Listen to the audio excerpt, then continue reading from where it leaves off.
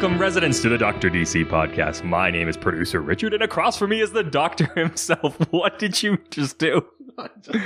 I just kind of choked on my own spit. I'll take that as your high.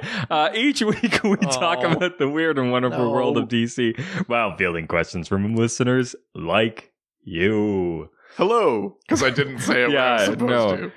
Oh, it's okay. It's been a big week. It has been a crazy week. We've been Highs and lows.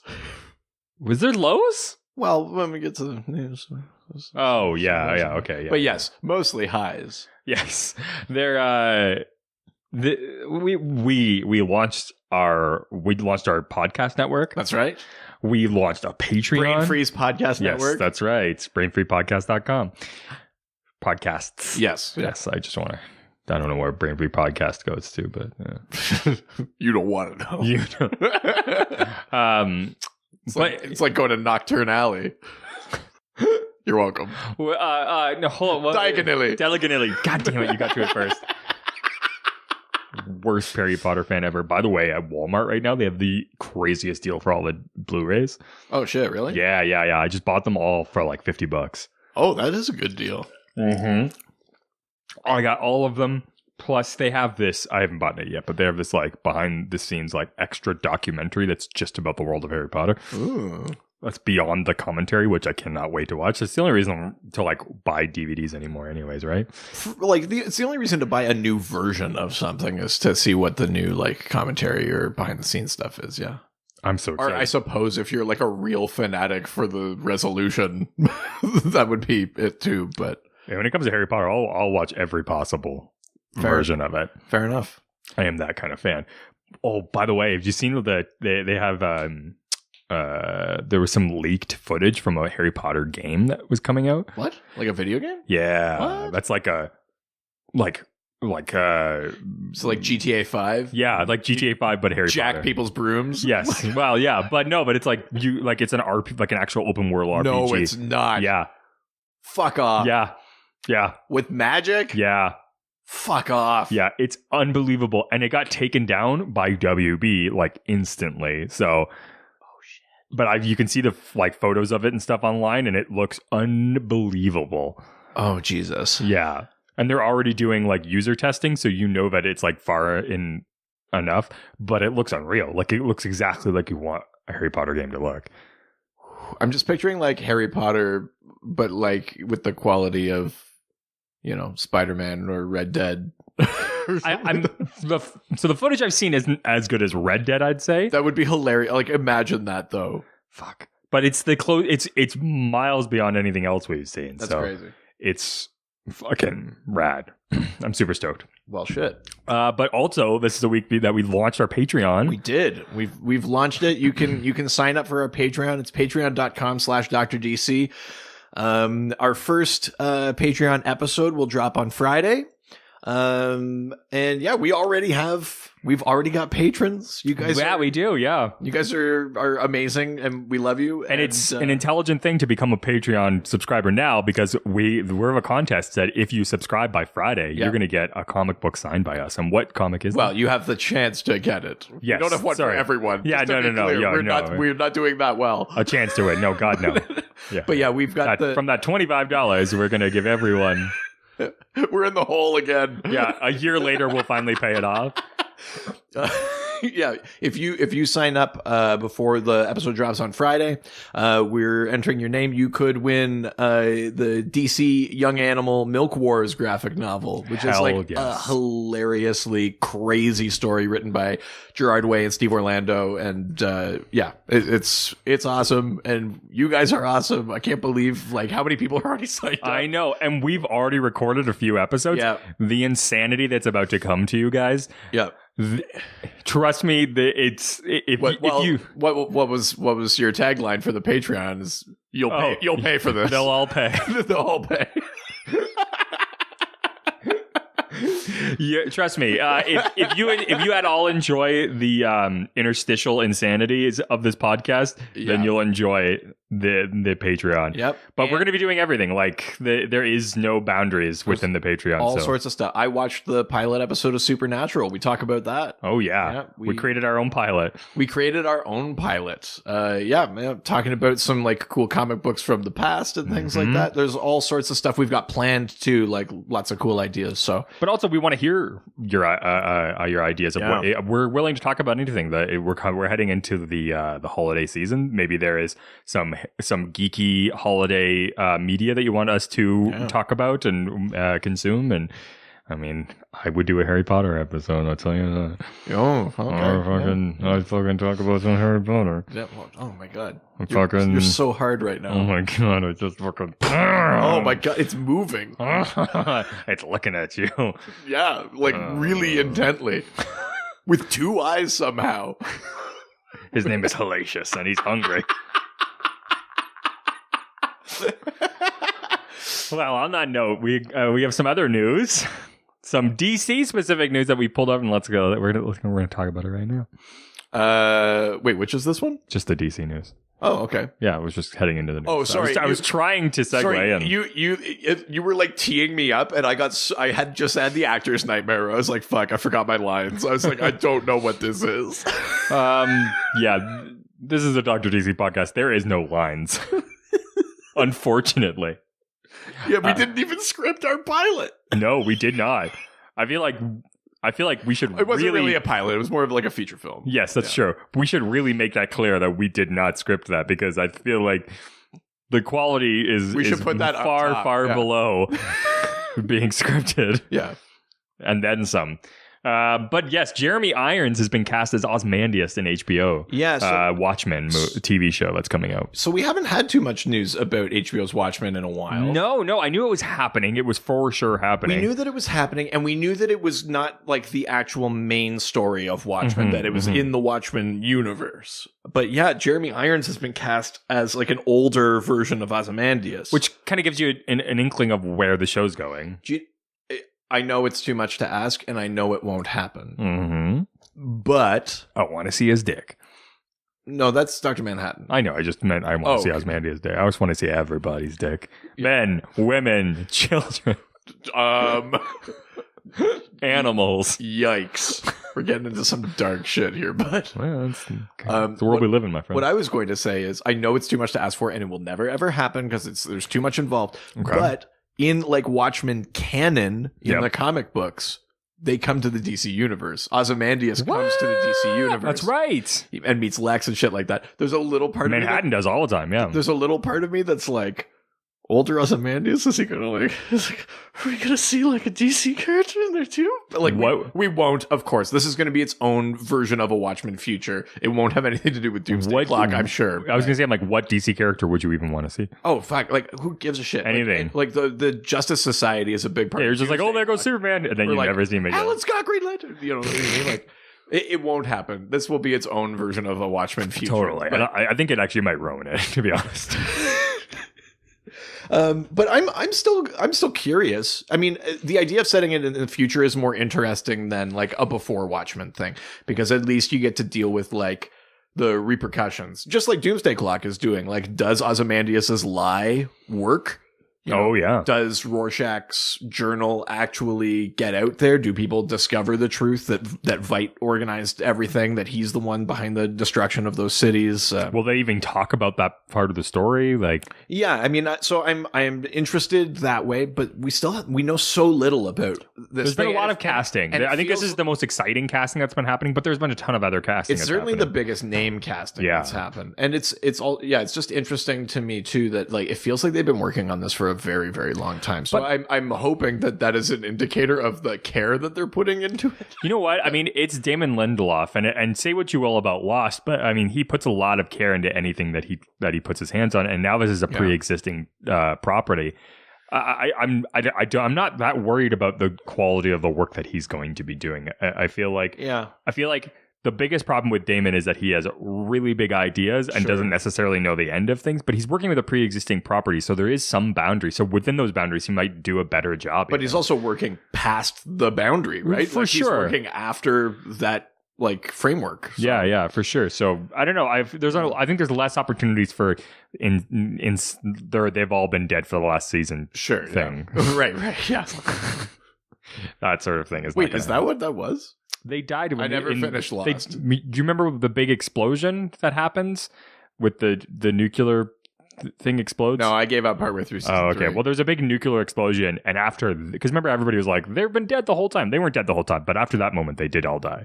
Oh, so the island wasn't always the afterlife. No. Oh, that's even more confusing. But somehow. I believe it was like the last season they were all dead, and they basically go off to where their little versions of afterlife are, and they all have to all come back to the same point to be together again. But I don't know why we're talking about a show that's literally a decade old, but yeah, sorry. Yeah. Anyways, speaking of holidays, which we haven't at all, literally, I literally haven't. Good segue. Yeah, no.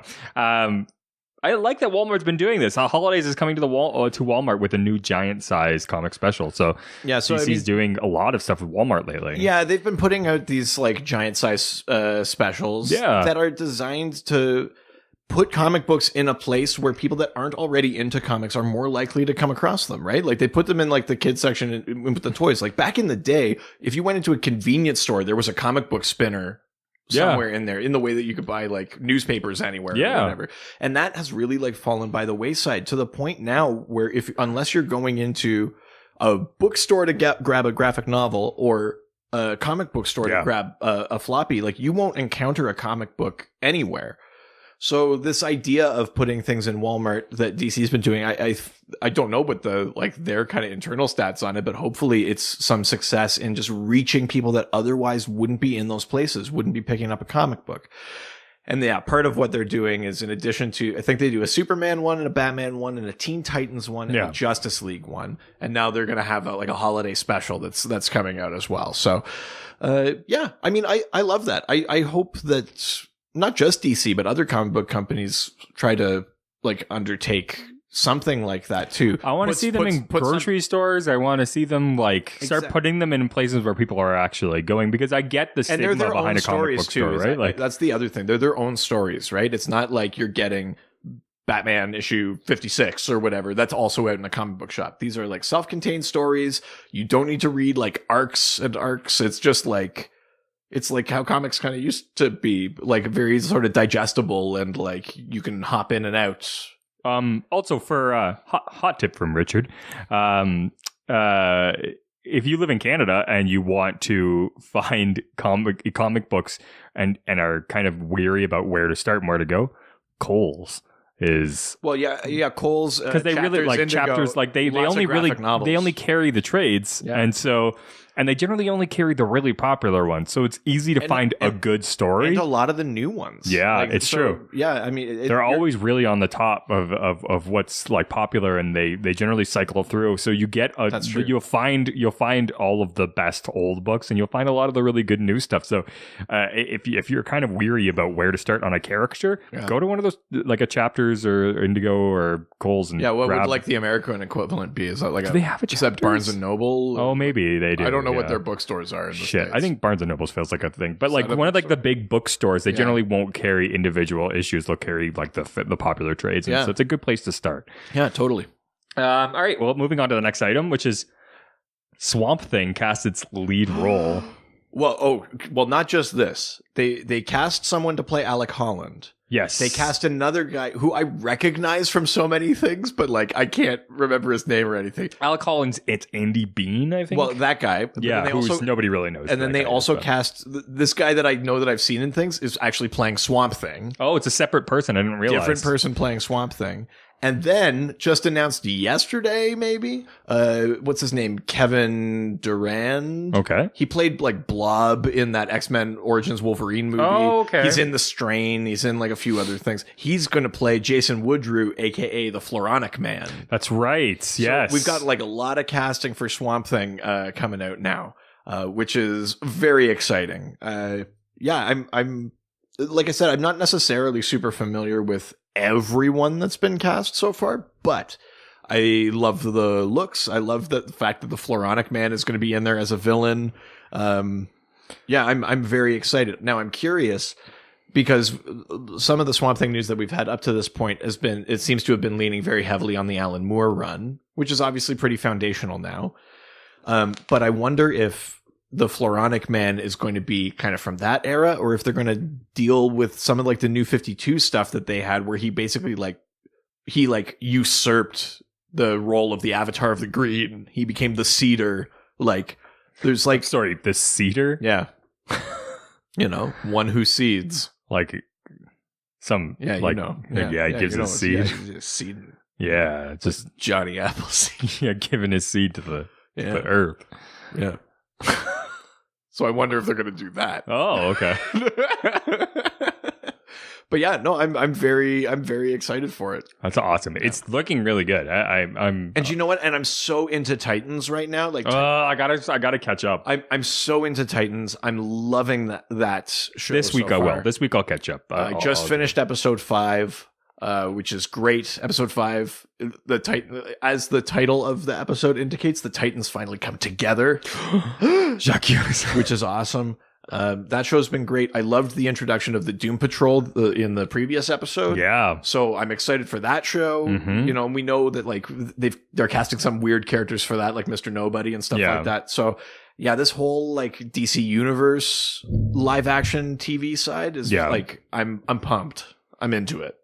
Well, speaking of DC TV shows, Parasite apparently heads to National City in the latest Supergirl trailer. Who's Parasite? Parasite is a major Superman film. Really? So that's pretty cool. Yeah, Parasite has a few different origins, but essentially he's this big sort of purple monster, and he has the ability to like absorb like energy. Can be electrical energy sometimes, it could be life energy or whatever. Ooh. But what he can do is like, not only does he absorb your energy, he could absorb your powers, but he also absorbs like your memories. So, if he gets Superman, he doesn't only just get the strength of Superman, he gets his heat vision. He also like learns he's Clark Kent and like, whoa. Yeah, Parasite is like an extremely dangerous villain because all he has to do is touch you and he can like absorb your essence. Which is just funny because it reminds me of season 4 of The Flash, which I'm currently on. Oh, yeah, actually. 1, because of Reaper. 2, because of The Thinker, who's been, 1, taking everybody. Well, he has been taking people's powers. And their entire essence. Yes, that's true. And then the Reaper was taking their powers. So I've had a whole episode of that. Plus, Breacher loses his ability because he got old. Yeah. Which was a hard episode. Yeah. I know, it was Danny Trejo. Oh, I love fucking Trejo. God damn Machete. Machete. That's this. I know you talk shit about season 4, but you know what? Like, you enjoying it so much is like, maybe I should rewatch it. Because like I've been enjoying it. I think in general, I prefer season 3, but season 3 is better, but you're having the opposite, I think, like experience that I had with season 4. Maybe it's because you built it to be so bad that I've enjoyed it so much. It could be, yeah. But I set the expectations so low that you're being like pleasantly surprised by everything. That being said, this podcast is terrible. Please continue to stop watching it. What? Listening. What? Huh? What? I was trying to set everybody's expectations really low.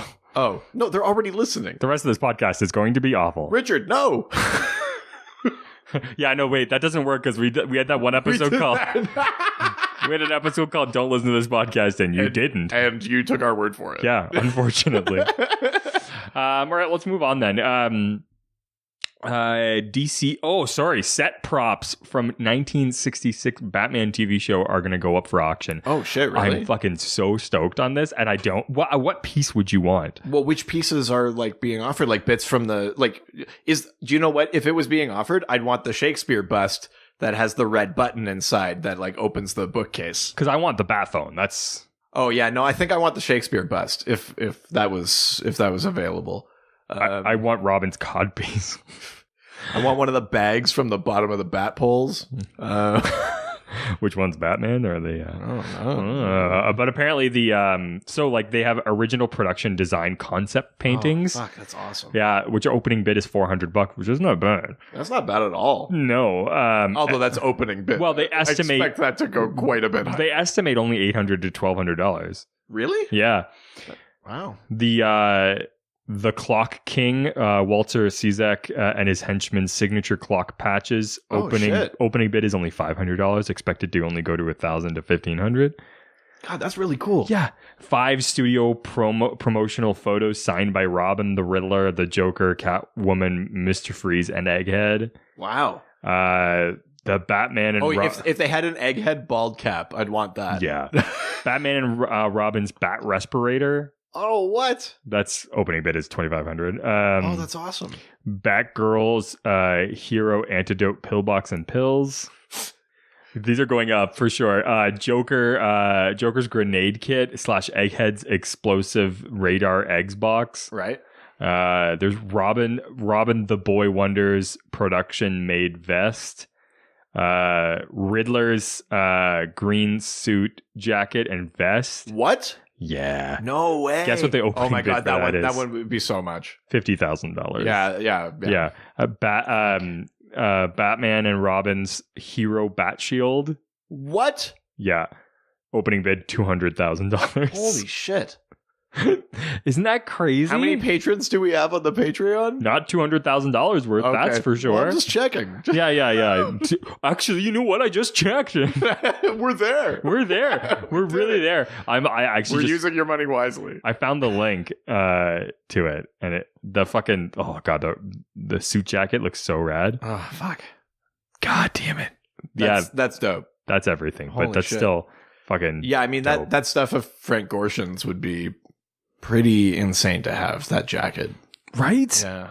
Oh, that's awesome. I assume like it's for charity, like it's the proceeds are going to something worthy. Oh, I didn't even look. Maybe? We'd be like, it doesn't fucking matter. Yeah, it doesn't fucking matter. Give me my nerd shake. Yeah, it doesn't even say. I would assume, right? Like, things can't be going that poorly for Warner Brothers. That they need to start getting. We're going to start auctioning this shit. Got to keep the lights on. That's. Well, yeah, I doubt that's the case. But, all right, let's move on. DC's best graphic novels re-releasing under Black Label. Okay, so the Black Label imprint was meant to be these like stories for mature readers, right? And then Batman Damned, mature. And then Batman Damned came out, and everyone went, "You could see Bruce Wayne's dick," and then they got all like shaken by it, and they shaded it out for future prints and for the digital release. Did you get one of the ones? No, I don't have any Batcock. God, I wonder if they have it at Kohl's. I doubt it. I'm looking for something along the lines of a Dark Knight, if you will. The question is whether or not he's a hooded figure.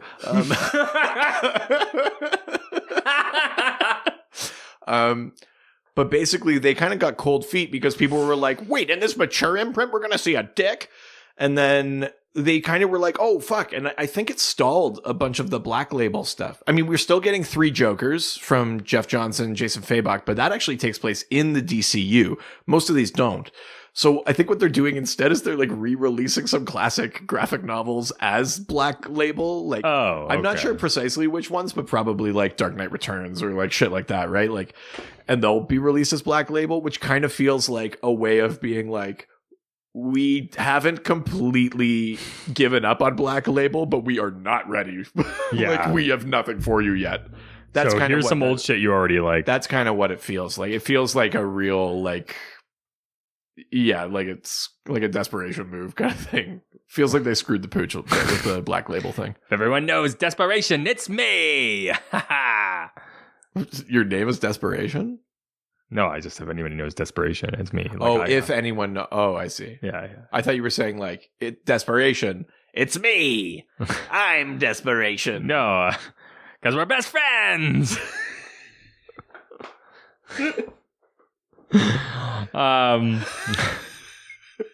why I made this drawing of us together. But you made that, yeah, because we're best friends. You'll love this. Okay. Legends of Tomorrow writers direct fans to campaign to DC Comics for Bebo merchandise. Yeah, I did see this. So I finally got a glimpse of Bebo in season 4 of The Flash.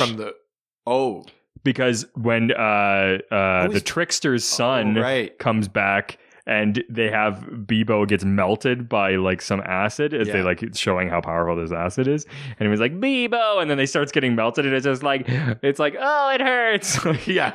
So Bebo in Legends of Tomorrow was like a joke thing where in one episode they were in Bebo. The sort of the time problem was that a Bebo doll was in Viking times and they thought it was their god. Yes. And then in the finale of that season, they make a giant Bebo and it destroys the demon they've been fighting all season. So fucking awesome. Bebo. But yeah, so now there's like a real life petition to get like a Bebo doll made, which is essentially like a creepier Furby. Yeah, but it should be easily done. Like, well, yeah, I'm sure they have some Furby skeletons in a closet somewhere. You can just put a new skin on them. Or just take the mic out and shove it inside some other toy. Yeah. Like, Bebo. It's fucking so awesome.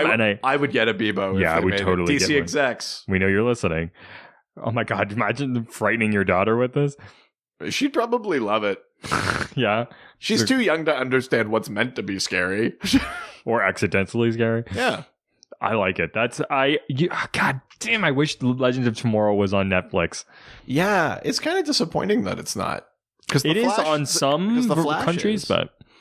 Yeah, we get The Flash and Black Lightning, but we don't get Legends. Yeah, and I would Arrow if you're into that. Yeah. We do get Supergirl. Yeah, I would gladly take fucking Legend of Tomorrow over stupid Black Lightning.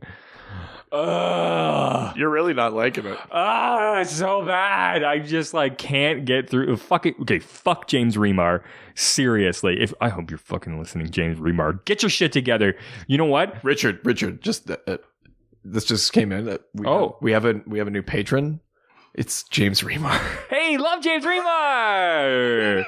It's superb acting. Black Lightning, favorite show. No, but seriously. Fuck James Remar.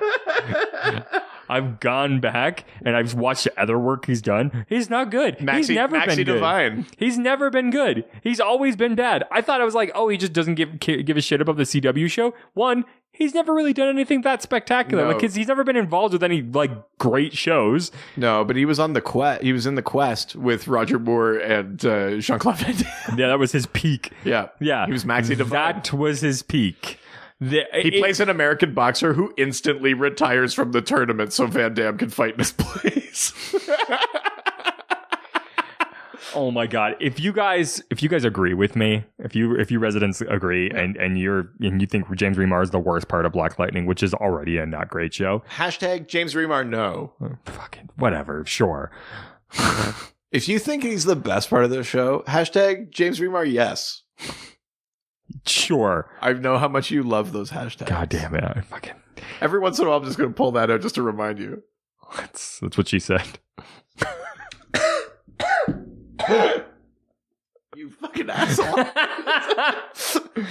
Yeah, choke on the rum, you bastard. Jesus. All right. Next piece of news. Oh, I loved this. Vincent D'Onofrio revealed the DC Comics character he would most like to play. Yeah, someone on Twitter, I guess, asked if he could play a different Daredevil villain or MCU villain or something like that. Who would he want to play? And his response is, I wouldn't. I would hop over to DC and be Lex. God damn, that would be so good. And you know what? Because I can tell there's going to be people that are like, Lex isn't a big guy like the Kingpin or whatever. But there is an era where Lex is a bigger fellow. Oh, he's not the weirdly opaque, solid body like Kingpin is, where he looks fat, but he's really the strongest person in the room. Yeah. But there is an era where Lex kind of has more of a Vincent D'Onofrio body type. But to be perfectly honest, a Lex who's also physically threatening is not that weird. A big thing with Lex is that he pushes himself to the peak of human potential, but it drives him nuts that no matter how much he works out, this is an all-star Superman thing. No matter how much he works out, no matter what shape he's in, he'll never be Superman. That's the thing that gets him. Yeah. Plus, Vincent D'Onofrio in Daredevil is inspired. I can't believe how good it is. But you have to watch season 3. But if he was Lex, that would be... I think he could do such a chillingly good job at that. He would be a terrifying Lex Luthor. I just think that's a Lex Luthor that would kick someone out of a helicopter, that sort of shit. I could see that. It's believable. Also, James Remar is filmed to look gigantic as well. I feel James like... Remar? Or sorry, fuck, he's on my goddamn mind. Vincent D'Onofrio is filmed... You don't understand. I'm Lex Luthor, the richest man in Metropolis. That's actually a great James Remar impression. But the thing that bothers me most is I could never be like Superman. Here's my motivation laid out plainly. Oh my god. It's a really good James Remar. It shows what esteem in which you hold James Remar's acting ability, that basically just me saying anything in a wooden manner and you're like, that's a fucking good impression. Yeah, fuck that guy. Ruined a fucking great show. No, that's not true. That show was terrible before he showed up. Yeah, I have no raw. You don't love it. I really do. I'm really trying to like it because it's just like I fell off the Flash bandwagon. Not that I thought Flash got bad. It just got like a little confusing, and I was not willing to. Sure. I've got a really hard time like downloading episode by episode anything. Sure. So it's easier to just watch. It's easier to just like have it all available to me and watch it when I want to. Sure. And so I think that's why I initially fell off.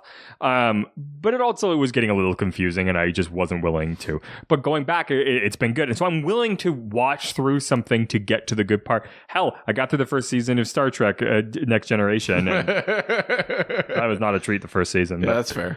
But it's just like I'm getting through this whole first season and it's just like, and then this person showed up, and this person showed up, and this person came back, and this person's here, and then now this person's back, and now this person's not alive, and now they're back alive again, and okay, and I'm like, is this still the first season?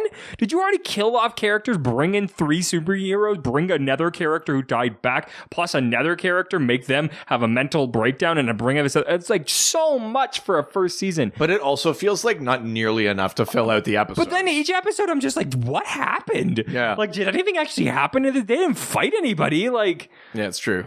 You're just like, oh, the cops are coming and they're mad. Oh, no, they're fine now. Like, God, God, it makes fucking James Remar. Yes, I want to see Vincent D'Onofrio. What was the next piece of news? Richard, come back.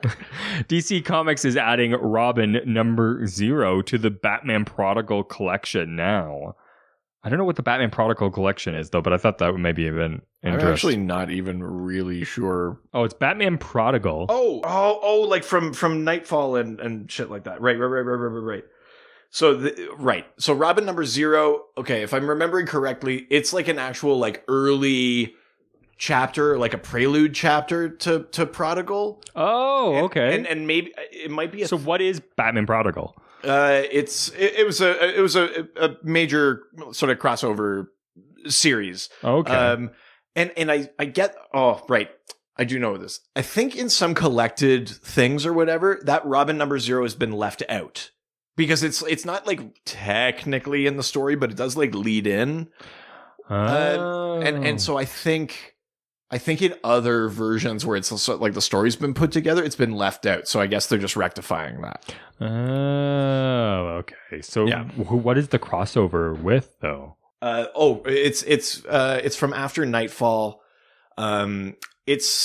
It was just a bunch of the Bat books, right? But it was like Dick temporarily becomes Batman. But this is after Nightfall. It's after like Jean-Paul Valley as Azrael was Batman and all that kind of shit. It was like Dick takes up the cape and things like Prodigal, like the Prodigal Sons, right? Yes. Like that's the idea of it. But yeah, I think Robin 0 was like just never included in it for some reason, but I guess they're rectifying that. Oh, yeah. Neat. This is what happens when we don't prepare. I don't give you the things you need. This is actually fucking rad. DC Comics Grant Morrison inks new TV deal with Universal. Really? Yeah. Is this the same thing where I saw that like the Invisibles and things like that are like coming to live action? Is that related? Because that's a Grant Morrison book. Because right now he has. Did you watch Happy at all? I haven't, but it's on Netflix. Like I saw that it popped up. I want to see it. Yeah. I haven't seen it yet because I love Christopher Maloney. I think he's great. Because he signed an overall deal with Universal to create content specifically for Sci-Fi, USA, and other their streaming platforms. Oh fuck! But he's already teamed up with them for Happy, which I think has been doing okay. Yeah. Like, it's not doing amazing, but it's been doing all right. But you know me, I'm down for anything Morrison. But apparently he's going to develop an adaptation of Aldous Huxley's Brave New World. Oh, shit. Yeah. What? Yeah. Sorry, Morrison is doing Brave New World? Yeah. Kyle. I know you're listening. I know you're probably not. Or maybe you aren't. But Kyle, if you ever like... Kyle, Richard sent you a text to listen to this, so hopefully you are. So go and listen to this. Or just, he'll give you the timestamp. Yeah. Morrison's doing Brave New World. Can we all be excited about this together? If you don't know, Brave New World set 500 years in the future. Brave New World presents a society where happiness is mandatory, enforced by drugs, conditioning, and entertainment, and rigorous promiscuity. It's also like a class-based society. There are the alphas, betas, gammas, deltas, and epsilons, and the epsilons are like the garbage people. Not like the people who pick up your garbage. They're like garbage people. They're like the refuse of society. But yes, also in production is The Invisibles. Oh, okay. So that is all related. Yeah. So it's all kind of included. Well, like I said, you know me. Anything Morrison, I'm down. But if they ever, if we ever like read a headline where they're like, hey guys, like Final Crisis is coming to the crossover next year, I'd be like, yes. Fucking yes. Give it to me. I want Final Crisis. I don't get it, but I want it. I don't get it, but maybe TV will help with that. I doubt it. There's no way. I just want to see Superman whistle and get a happy ending. This is... That's the Miracle Machine. I bet the Miracle Machine gives a happy ending. And he whistles, and he wishes for a happy ending, and he gets it. Like happy ending to the story, not like when you go for a massage and you... Pardon? What? I mean, when one goes for a massage... Then what happens? Edit points. Well, on that note, let's go over to some somber news. Oh, no, that's how we're going to do this? Oh, son of a bitch. In classic Dr. DC fashion, we go from inappropriate joke to a sad day in comic book. The one time I do it. Oh, man. So... Was this the first time we've helped break? Well, I don't think we broke it, but we were one of the first. I mean, we unequivocally did not break it. Yeah, because it's also coming out 2 days later. The news happened today, and we're talking about it. It's very fresh, but this episode won't come out for 2 days. Right. Like, we did not break this news. I like the idea that someone's a big enough of a comic book fan that they listen to our podcast, but then they didn't know this. 2 days from now, they're the one person that's like, wait, what? Dash will turn off the podcast. When did this happen? Why didn't someone tell me? That being said, Marvel Comics Stan Lee died at 95. Yeah. And I mean, we knew this day would come. I mean, he's 95. He was 95. It's not like, oh, what a tragedy. He was so young. And I mean, it's only been like in the last year or whatever that he's decided to stop doing conventions. It's not like we knew that his health was... He was getting failing. old as hell, yeah. But, like, it doesn't make it any, like, easier or less shocking somehow that this... Well, and I just watched Ant-Man and the Wasp the other day, and he's obviously pops up in that, and I'm like, oh, yeah. But, I mean, here's the thing. I mean, like, I've mentioned that some of my, like, favorite, like, pop culture jokes are about, like, Steve Ditko or Jack Kirby, like, getting theirs, animosity towards getting theirs back at Stan Lee. Yeah. And like that shit is real. Like he did a lot of really bad shit in his younger years, yeah, right? But he is also, he's an icon. I mean, when he was hired at Timely Comics, which was what it was called back then, they put him on like the whole like enterprise was going under. Yeah. It was going so poorly that they said this will probably be the last issue of Amazing Fantasy number 15. Do whatever you want. And he put Spider-Man in it. Oh. And then with Jack Kirby and Steve Ditko, Stan Lee co-created more iconic superhero characters and more iconic superhero themes and like tropes and powers and anything than anyone else. Yeah. I mean, he's prolific. He's like the architect of Marvel. I mean, he's ubiquitous with comic books, right? DC in different eras has different people where you're like, oh yeah, they were the ones that were like leading the charge. But Stan Lee has been such like an icon at Marvel for so long. Like he's the one that sort of implemented that idea that like if they get a power, then it's also got to be a curse. Yeah. Like that's the great power comes with great responsibility. Like, all of that shit. That's Stan Lee, right? And he's such an icon. He's with assistance, because I do want to give credit to Kirby and Ditko and all these other people along the way. But he basically architected the world we live in now in terms of comic book culture and like pop culture, and that like even on the DC end, like things like the way books are written, the way characters have origins and things like that are all supremely influenced by Stan Lee. Like the landscape of comic books wouldn't be what it is without him. So this is like this is a major loss. Well, I mean, he lived through the beginning of comic books, and that's nothing to scoff at. The man lived from 1922. Yeah. Like, and you know what? Like he's I mean, he's a legend, right? Like there's a reason why his passing is talked about on a DC podcast, right? I mean, it's beyond just a Marvel DC thing. It becomes he's instrumental in the reason why this podcast exists at the end of the day, right? I don't think there's anyone more universally like known, loved, and influential in comic books. I'll say, I was going to say superhero comic books, but just in comic books than Stan Lee. And I think like as these guys get older and eventually pass away, I think it's important to keep remembering them, because it's going to be really easy in like 20 years from now to forget where all of this stuff started. Yeah. And I think it's important to kind of keep going back to like before all of the movies and all of that stuff. These started as comic books, and they were not a thing that people thought were a viable form of entertainment. But you know what I admire about Stan Lee, and you get this from interview, and like who knows how much of this is maybe like zhuzhed up because it's a better story. But true, but the thing that I always, the sense I always got from Stan Lee was that he wasn't pretentious about his creation or what he was creating, right?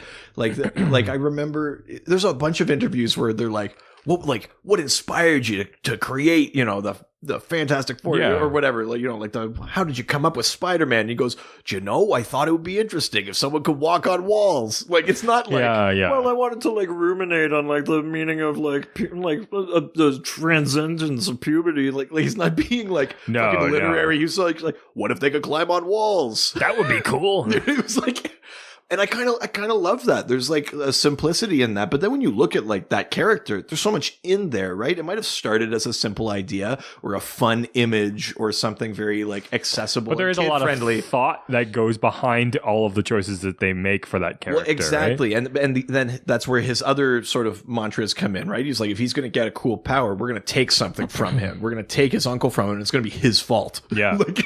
Like that sort of shit, right? So yeah, I mean, it's I think you're gonna, as you said online, you're gonna hear a lot of things about him over the next few days from all of these different outlets. This is how it goes. Everyone praises, and then it's like, wait a minute, Stan Lee was also kind of a shitbag, and it's like, yeah, of course he was. Yeah, guess what? So was I. Like, exactly. So were you listening. Like, we've all done really shitty things, and the reality is if you've followed him and what's going on in his life the last few years, he's definitely paid his debt. He's been treated really bad. Absolutely. And it's like there was a point where he was almost homeless. I mean, yes. Yeah, absolutely. He's definitely like had to pay in one way or another. Yeah, not that made it right that happened to him. No. I'm just saying, but like, just keep that in mind when you're ready to, because I mean, look, we're DC fans, we're Steve Ditko fans, we're like, you know what I mean? Like, yeah.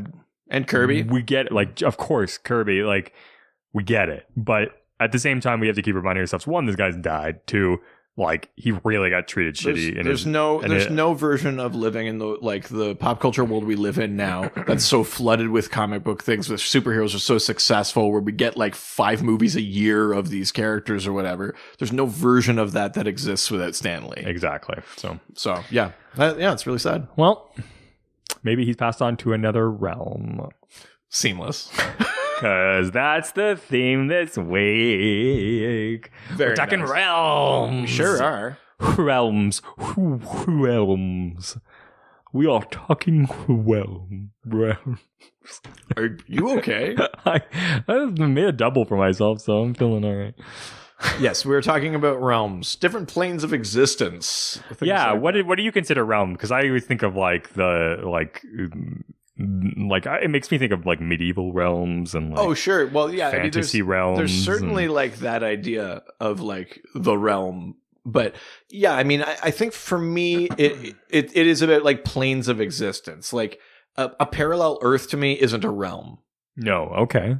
It's like it would be like heaven. That's kind of a realm. Oh, okay. You know what I mean? Like it's about like the level on which you're perceiving your reality, right? Yeah. A parallel Earth is like literally it's parallel. You're on the same level, you're just in different spaces. Or technically the same space, but at a different frequency. But you know what I mean, right? Like those are all kind of equal, whereas something like hell or like where fairies live or, you know, like, or like Olympus or, like all of that, all of those kind of things to me are realms. And I know so they can exist on Earth, but you can access them from Earth. Almost dimensions? They're like different dimensions, pocket dimensions, or speaking of pocket dimensions, Flash season 4. There is a pocket dimension. His base is inside. A very key pocket dimension. Yeah. That's right. See, I like shit. I know what you guys think of me, but I know comic stuff. I'm proud of you. Yeah, but we're talking realms. Yes. We got a lot of questions, so we should probably dive into them. Let's do it. We're heading over to Facebook. Going to the face and the book. Going to the Facebook. First question comes from Adam Upper. Step into the Adam Upper. Oh, I was going to say Upper. I hardly know her. Yeah.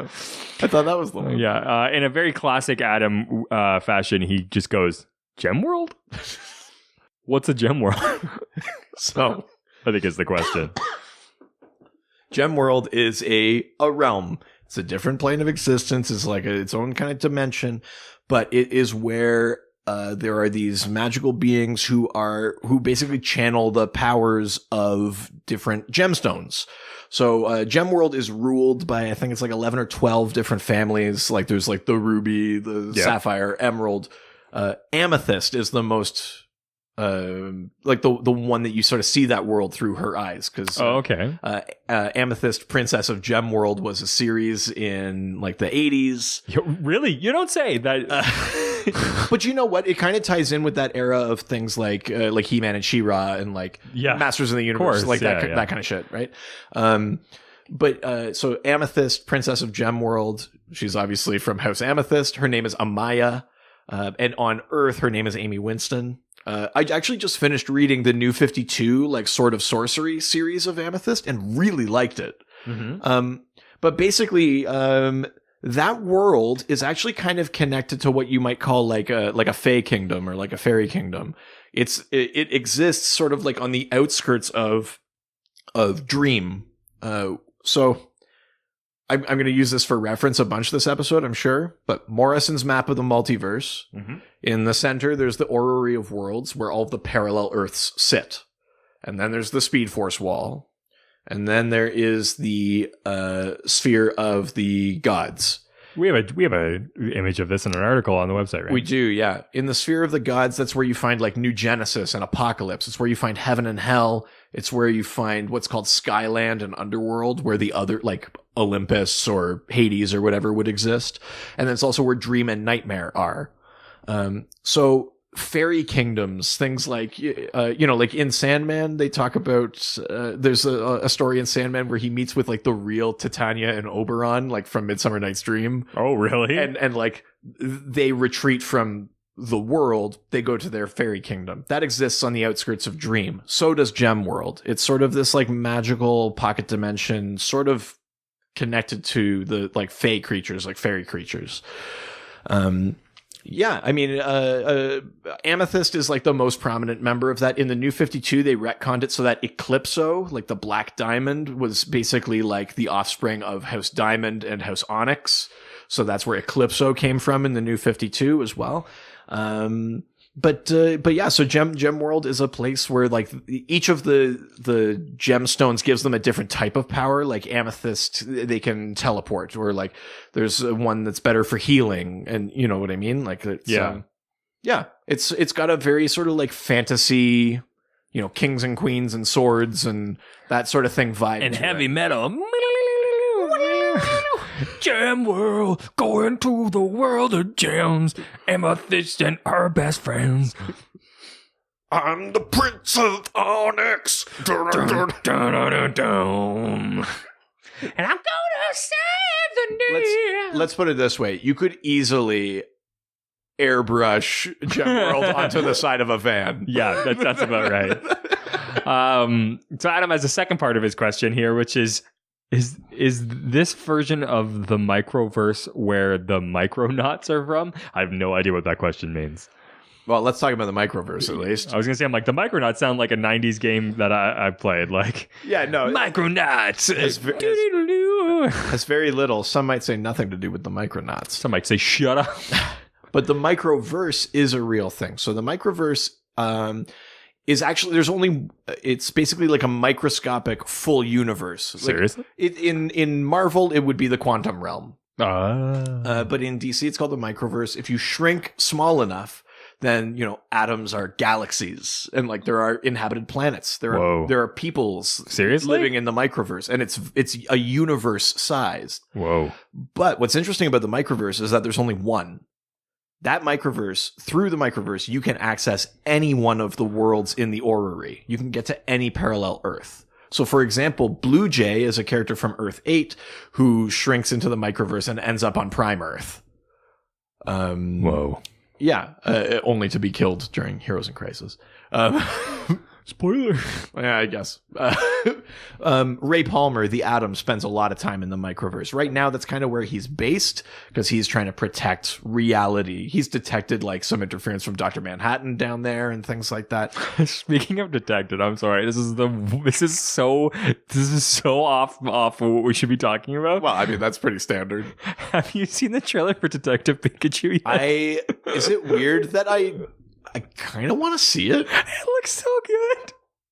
It has no right to be so good. A movie with that stupid of a premise shouldn't look that enjoyable. No, and it's funny because Kyle Clark has been texting me, and he's like, I'm so glad that they made like a really hot guy to be Pikachu, because otherwise, like, if I found out that this like iconic character was Josh Gad by some uggo, I was like, well, Kyle, I'm like, little people don't know this, but building that kind of muscle actually helps the voice work, and so it's nice. It's quite important. Yeah, Ryan Reynolds is Pikachu.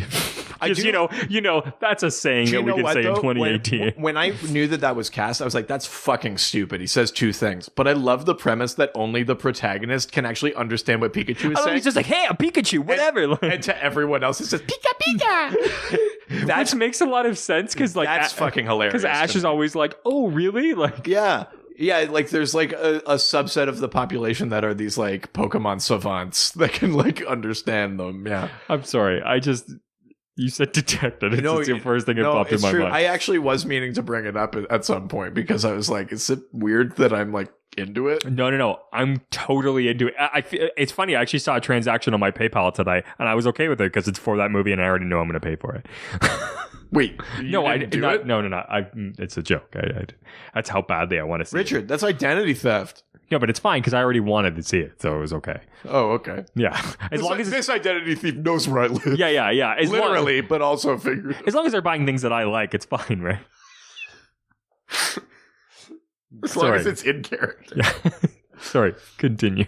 Yeah, Microverse. So there's only one. You can access any of the worlds of the orrery through it. But yeah, essentially, if you shrink down small enough past the subatomic, you end up in like a place with its own galaxies and planets and people and... Think of the Doctor's genitals. About that size. Really? We have documented evidence. If anything, that's the Macroverse. Oh! Call that Earth 12 inches. All right, cool guy. Let's keep going. Talk about the realm of my dick. Sorry. What a douchey thing to say. Oh my god. My collar is popping. 2005, Reed, where did you come from? All right, next question comes from Matthew Poulter. All right. Good old Chicken Matty himself. That's right. Chicken Matty, that's what we call him. Right. And he loves it. He loves it. It's his favorite. It's not a nickname he doesn't like. Yeah, he got it tattooed on himself. Chicken Matty. Chicken Matty's asks, are there any other characters you'd like to see a Dark Knight's Metal style crossover of where they have to battle a bunch of evil versions of themselves? Oh, that's a great question. So the setup here is you could refer to the Dark Multiverse as a realm. Yeah. Individual Earths in there, like those aren't realms; those are just Earths. But like as a sphere of existence, the Dark Multiverse is certainly a realm. So in Dark Knight's Metal, we encounter alternate versions of Batman, broken stories from the Dark Multiverse where Batman loses his way, and they were all kind of like merged with the powers or whatever of a different Justice League. Or that was the premise of Dark Knight's Metal. But the Dark Multiverse is vast. It's not just alternate versions of Batman. It's infinite broken stories where, and you see it a bit in Metal. You see like in one big splash page, there's like a version of Wonder Woman who is also the Cheetah, or, like a version of Superman who is also Brainiac, or like shit like that. Right. So who is a character that you would want to see like the different versions of them? It's tough. Do you have an idea? Well, I was going to say, like, you want to have a setup where they're part of a team or a group, so you can see the different like matchups. Yeah. So, I think it might be kind of neat to see, if you took the Justice League Dark, like the magic sort of end of things. What does like a Dr. Fate Swamp Thing or Dr. Fate Zatanna or Dr. Fate Deadman, how do those kind of things fit together? I think Dr. Fate is an interesting one also because anyone can put that helmet on. Yeah. So there might be something in there that might be one, but also that magic end never got tapped into. I think an original idea for Dark Knight's Metal was that you were going to see a version of Batman where he got the powers of Zatanna, and then that never happened. But I'd be into that, something like on the magic end. What about you? I'd say either somebody like Green Arrow would be really interesting. Sure. Because I think the key is it has to be somebody who's slightly attached to a team or a group of people, but also somebody who doesn't have powers already. Right. So I think like somebody who's like Suit or something gives them abilities, things like that. So, I would love to see. I think somebody like Green Arrow, I think would be really interesting, right? Like, one where he like somehow like kills Black Canary, takes her power. Well, no, I'm trying to think about characters that are sort of in the Green Arrow sphere. But even just like a Flash version of Green Arrow, so it's like all these abilities plus they're really good with like a bow and arrow. Sure, right. Because that's the whole thing. What makes like Dark Knight's Metal so good is because it's like it's still Batman, but it's Batman who can go underwater. It's Batman who can like do this, right? Yeah. So I think like the idea of like a really fast arrow shooting Green Arrow would be really cool. Yeah. Totally. Or like a Green Arrow that can like shrink down really really small. And, Green Arrow and the Atom. Yeah. And it's just like Green Arrow and Hawkman. Yeah. Fly. Fly. I just like the idea of like it's like, ow, what the fuck was that? Oh, it's a tiny little green arrow. You, pew, pew, pew. I'll get you. Pew, pew, pew. Sure. It's like, get out of here, you little bastard. Yeah. Oh God. Oh God, I killed him. Oh no. That would be really cool. Yeah. Or like Adam Strange. Oh sure, yeah. You could do a bunch of the sort of space characters with that. Yeah. Sci-fi's my jam. Interesting. Yeah. Yeah. I mean, or a Green Lantern. Right. Yeah. Sure. Someone who's like get all the it's basically League's just abilities. different versions of like who gets a ring, pretty much. Yeah. Which is awesome. Interesting. Yeah. Yeah. I mean, the Dark Multiverse is a very cool realm. The premise of it is that in ages gone by, there was this thing called the World Forge, where because all of existence are stories because Grant Morrison. Of course. So like where the new stories would be created, the ones that like solidified and were right, that were correct, they ascend to the multiverse. and the ones that are broken or veer off course are destroyed and returned to the Forge. And then things happen, and then that cycle is broken, and basically the Dark Multiverse just exists. These like decaying, rotten, broken stories. And and in Dark Knight's Metal, a bunch of the Batmen from those Earths are assembled by the Batman who laughs, a Bruce Wayne who becomes the Joker, in addition to being Batman. That's right.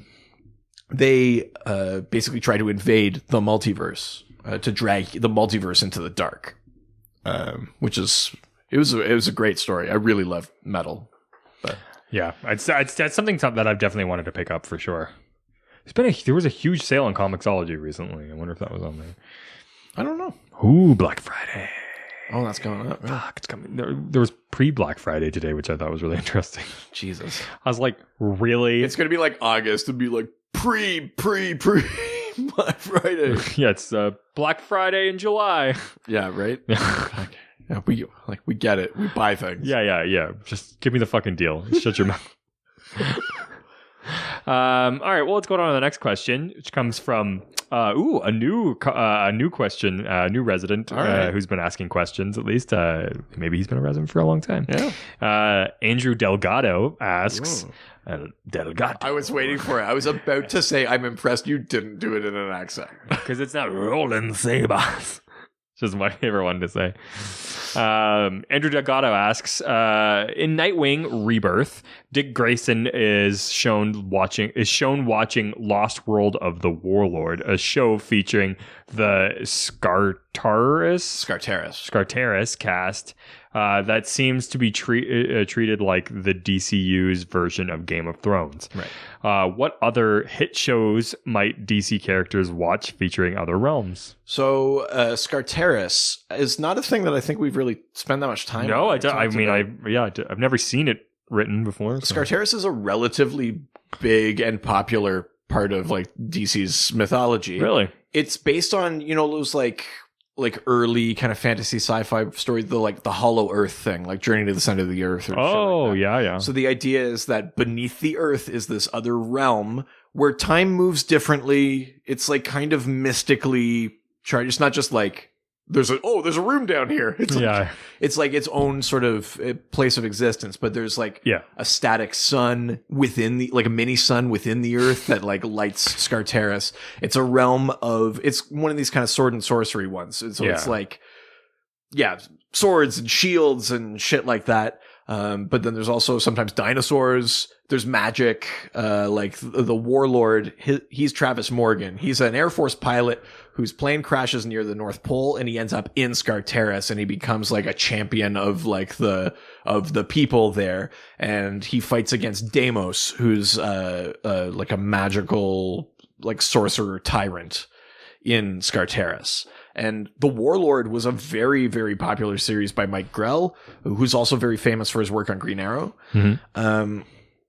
And actually, there's lots of in continuity and out of continuity similarities in like the goatee between Green Arrow and Travis Morgan.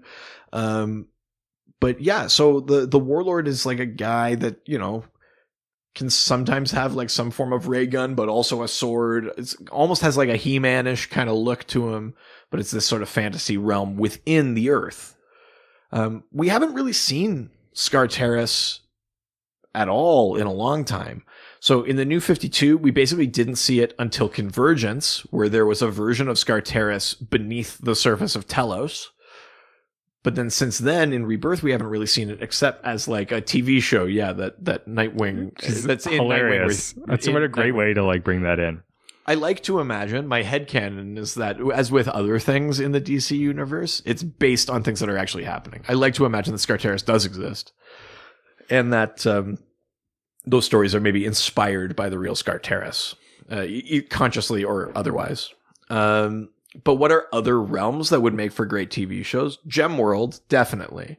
Because there's an element of like the Game of Thrones thing there, because there's all the different houses, right? Yeah. House Sapphire and House Emerald and House Amethyst and House Onyx. And there's the marriages and like which are their vassal houses. Like House Citrine is a minor house. Who are they aligned with? Like the sort of political thing of Game of Thrones exists in Gemworld. That's so awesome. If you're making a TV show, that's a very easy translation, I think.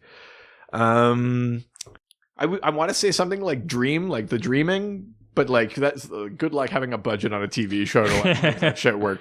You have to be like Christopher Nolan and have fucking boring dreams where you're just in a normal car in a normal suit and nothing happens.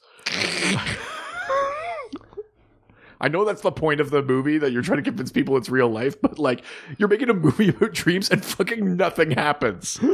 No one's fucking flying. There's no like space blowjobs. It's not a dream. It's not a dream. And then somehow James Remar shows up and, oh no, wait, you're watching Black Lightning because nothing fucking happens.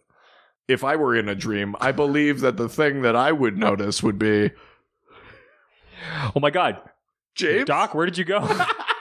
He was here, I swear to God. But yeah, I actually think Gemworld is probably the other thing that most easily would translate to TV show, because it's basically an analog, or rather Game of Thrones is an analog of it. Gemworld has existed longer than Game of Thrones has. Huh. Who'd have thunk it? Yeah. All right, well, let's go to the next question. Oh, we're actually leaving Facebook. We're heading on over to Twitter. To Twitter. Hey, you didn't do it. I'm slowly getting it back. I almost tripped. Yeah, I think it's because we haven't done it this episode. That's why. Yeah. Well, and I'm trying to be good. Twitter. Psycho. Podcast boat. You really liked that, didn't you? Oh, that broke me. That was too much. Same podcast boat. All right. Well, our first question comes from Stump Chunkman. Step into the stump. Stump Chunkman.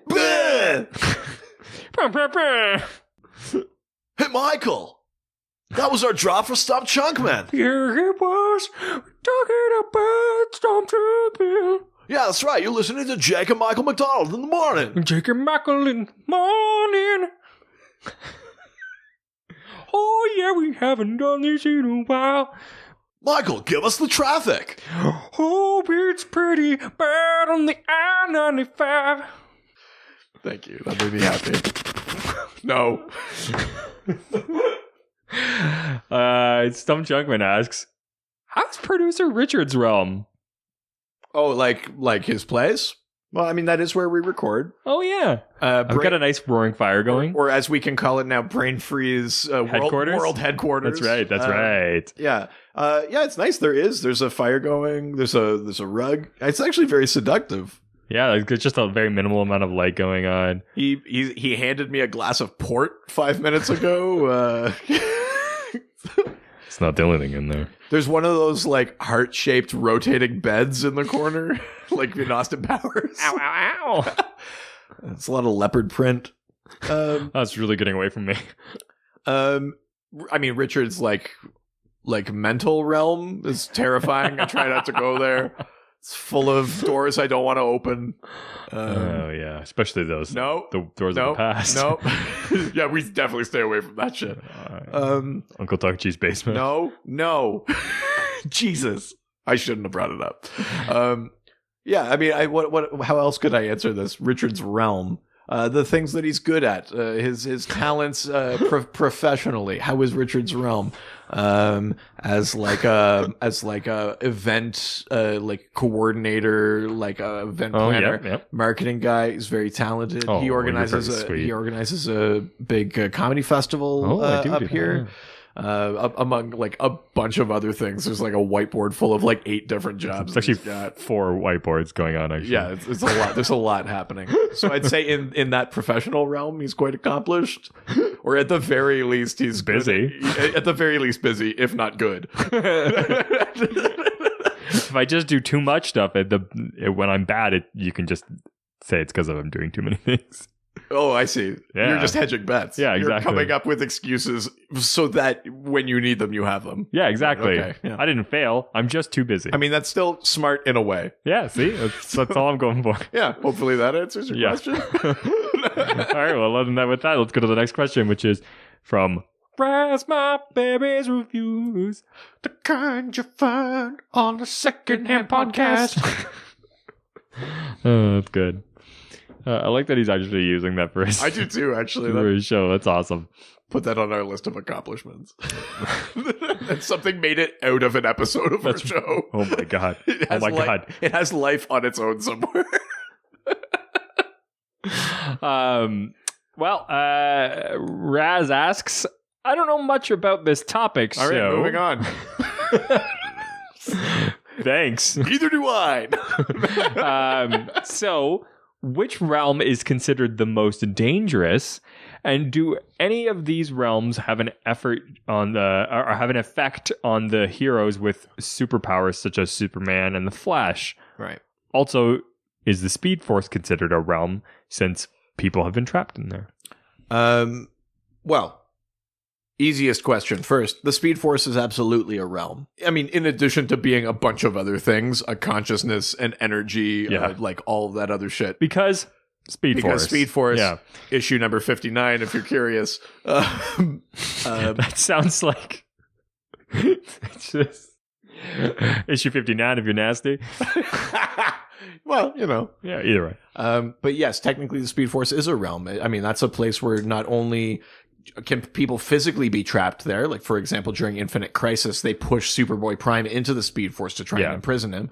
But it's also like metaphysically, like when speedsters die, they are subsumed like into... Subsumed? Shut you. Sorry, what I should have said was they sublimate into the Speed Force. So, yeah, I mean, it absolutely is a realm in the way that, like, other souls would go to heaven, speedsters go to the Speed Force. So, yeah, totally. Can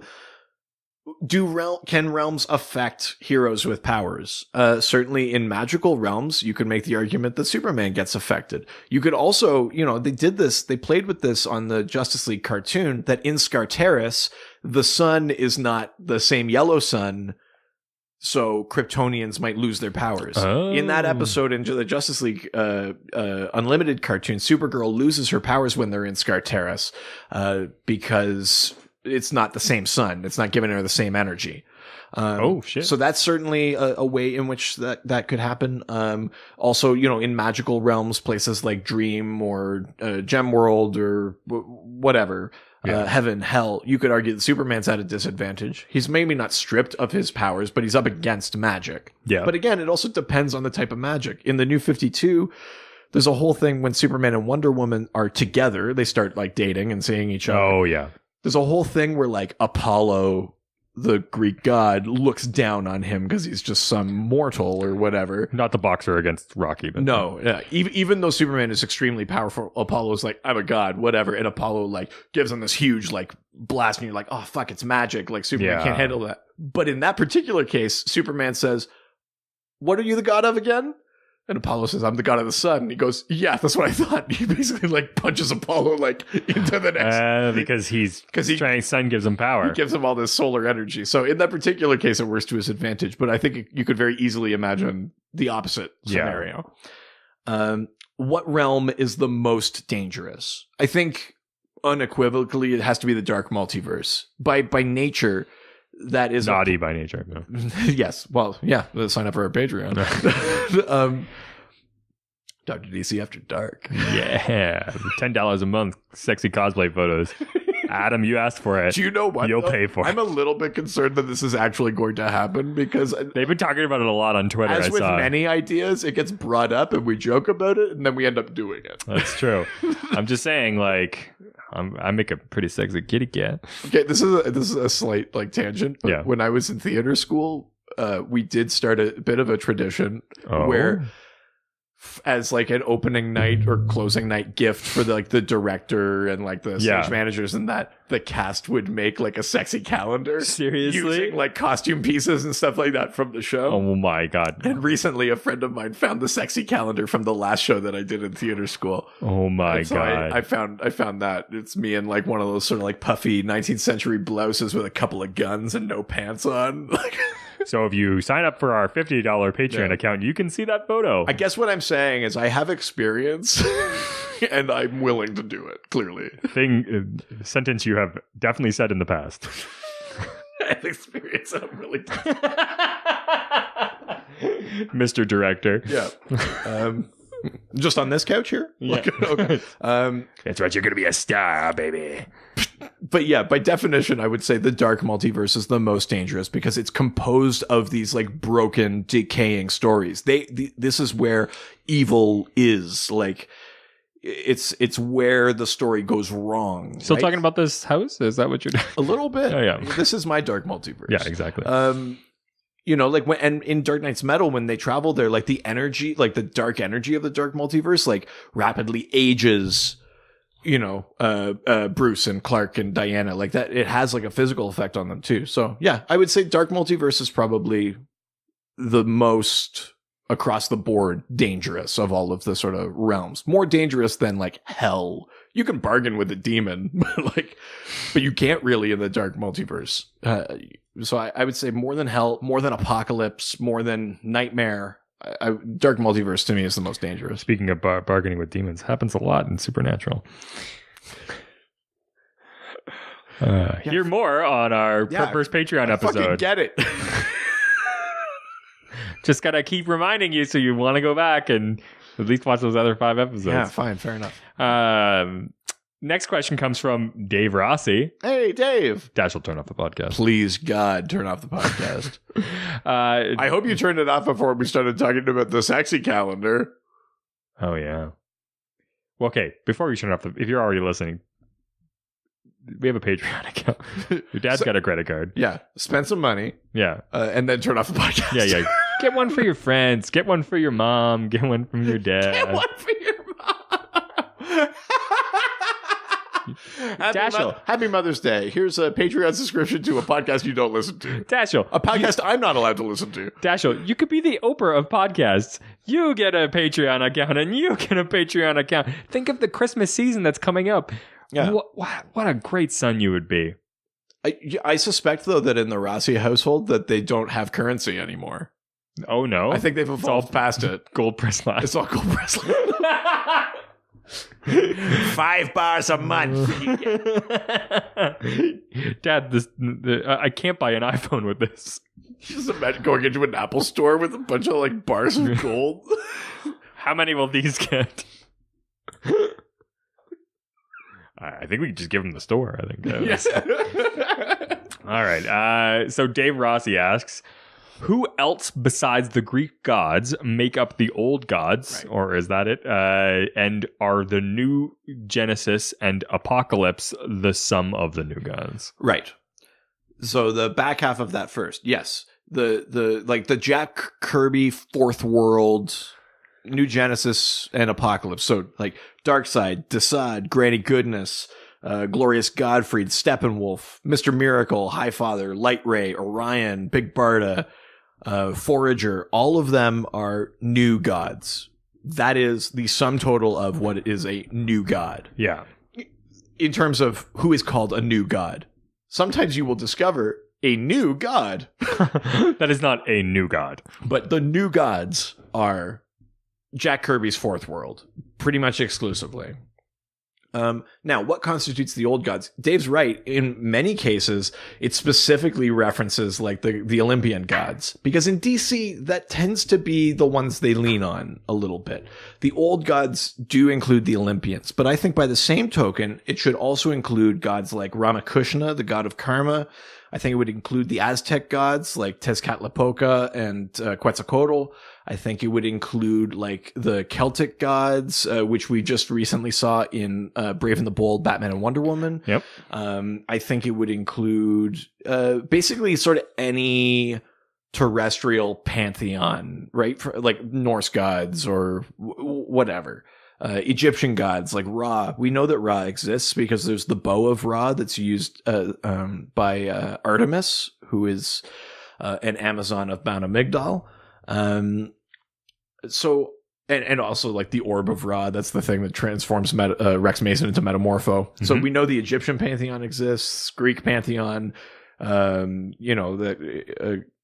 any of those things to me would count as old gods.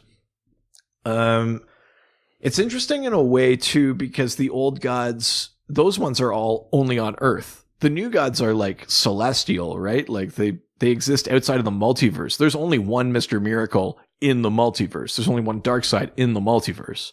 So I would also say that if those terrestrial gods, like the Olympians and that count, then you have to also count like gods from other planets.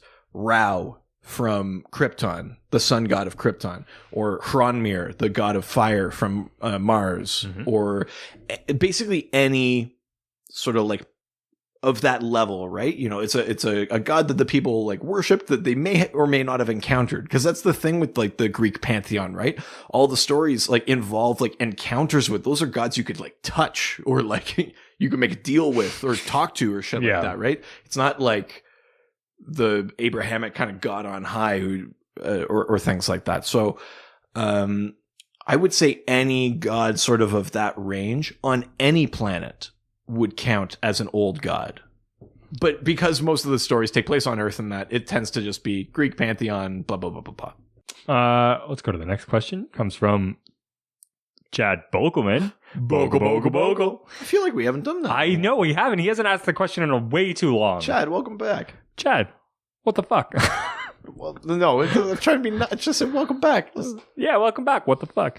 We're like the Sopranos. Hey, welcome back. What the fuck? Where you been? Yeah, hey, Bogelman, what the fuck? I'm trying to think of what's the... I was almost going to say something in an Italian accent, and then I was convinced it was going to come out in like an offensive Jewish stereotype, so I didn't. But it was going to be basically like, what? You never call, you never write. Like, what? You know, the Italian stuff. You know how Italians do that? Oh, my God. Well, let's see what Bogle asks. If a man is prepared to dive in headlong into the continuity abyss that is Hawks, surely he's announcing himself ready for anything. With that in mind, could you help us poor unfortunates understand hypertime?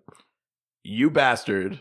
I think I tweeted this. He loves to do this. Do you know what? We've actually talked about hypertime before, and it's in some ways less convoluted than one might imagine. So in the original Crisis on Infinite Earths, DC had all these parallel Earths with different things, and then the Anti-Monitor basically like wiped them all out, with the exception of 5 Earths that were merged into one timeline. So where you once had infinite parallel Earths, you now had one Earth with one single history, and everything was folded in it. And that was supposed to clean up continuity, etc., etc. We really know that didn't work. Yeah.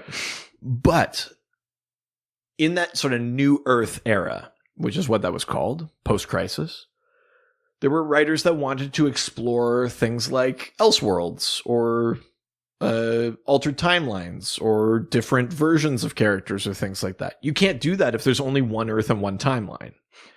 So good point. Grant Morrison and Mark Waid created this thing called hypertime, which is described in comics as working like a river. So time moves in one direction down this river, and every once in a while little bits branch off. And sometimes they branch off and they never come back. And sometimes they branch off and they bend back into the main river again. And where they come back in, that could be minor continuity changes. Things like, oh no, I always wore this costume, or shit like that. And in sort of bigger cases, it might be like, oh no, this character didn't die, or like shit like that. But the idea is that hypertime was a way to access alternate timelines, divergent paths. People make different decisions and different things come out of them. Not a ton of writers actually used it. I think they created it as a way to basically get around the parallel Earths thing. And not a ton of writers took it up. In Infinite Crisis, years later, the multiverse came back. Like actual parallel Earths came back, 52 of them. And it kind of made hypertime quote unquote irrelevant, but some writers would reference it or things like that. Like it wasn't gone. Like many other things that are continuity issues, it just didn't get wiped off the map. Where we stand now, we have a multiverse. Not only that, we have a multiverse of multiverses. So the DC universe is within what's called the local multiverse, which is 52, now 53, thanks DC Dark Knight's Metal, Earths. You fucked with the number. But there are other multiverses. And we learned that from the Multiversity, where the Empty Hand and the Gentry had destroyed Multiverse 2. So we're in Multiverse 1. But there is also hypertime. The Flash and Batman encounter hypertime during the Button arc, where they go back to the Flashpoint timeline. It might not be necessarily like official, but I think I have rationalized in my head how these two things can work together. So the idea, we have parallel Earths, and some of them are vastly different. Like Earth 13 is that like magic Earth with the super demon and shit like that. Each of those Earths contributes to hypertime. Like each of those Earths has its own timeline with possible alternate timelines. So Earth 1 has a timeline where this happens, or one where that happens and that happens. And Earth 3 with the Crime Syndicate has a timeline where this happens or this happens. Mm-hmm. All of that combined feeds into hypertime. So what you get is, via hypertime, you can access physical parallel Earths, or you can access not like sort of more metaphysical alternate timelines. You can go back to the Flashpoint timeline, like Flash and Batman did during the Button. That's only on Prime Earth, right? They didn't go back to the Flashpoint. No, they didn't go back to the Flashpoint of Earth 26 with Captain Carrot. They went back to the Prime Earth one. So hypertime, I think, runs multiversally, but it basically allows in each parallel Earth, in each sort of circumstance of each Earth, you can have timeline like divergences. And I think that's probably the easiest way to describe it. I'm sure, like from a theoretical physics perspective, that like does not hold up at all. But I think narratively, I'm not that kind of doctor. Well, yeah, really. Narratively, it makes sense to me, and it's a way where I can read these stories without like really like my brain exploding or shit like that. Like, yeah, there's a certain inherent logic to it that I think is intuitive. I don't think this has ever been explicitly stated, but that's sort of my headcanon. That's the way I've made sense of it. So hopefully that's helpful. But yeah, I mean, the short version is they created hypertime because they wanted to do parallel Earths, but DC had erased the parallel Earths.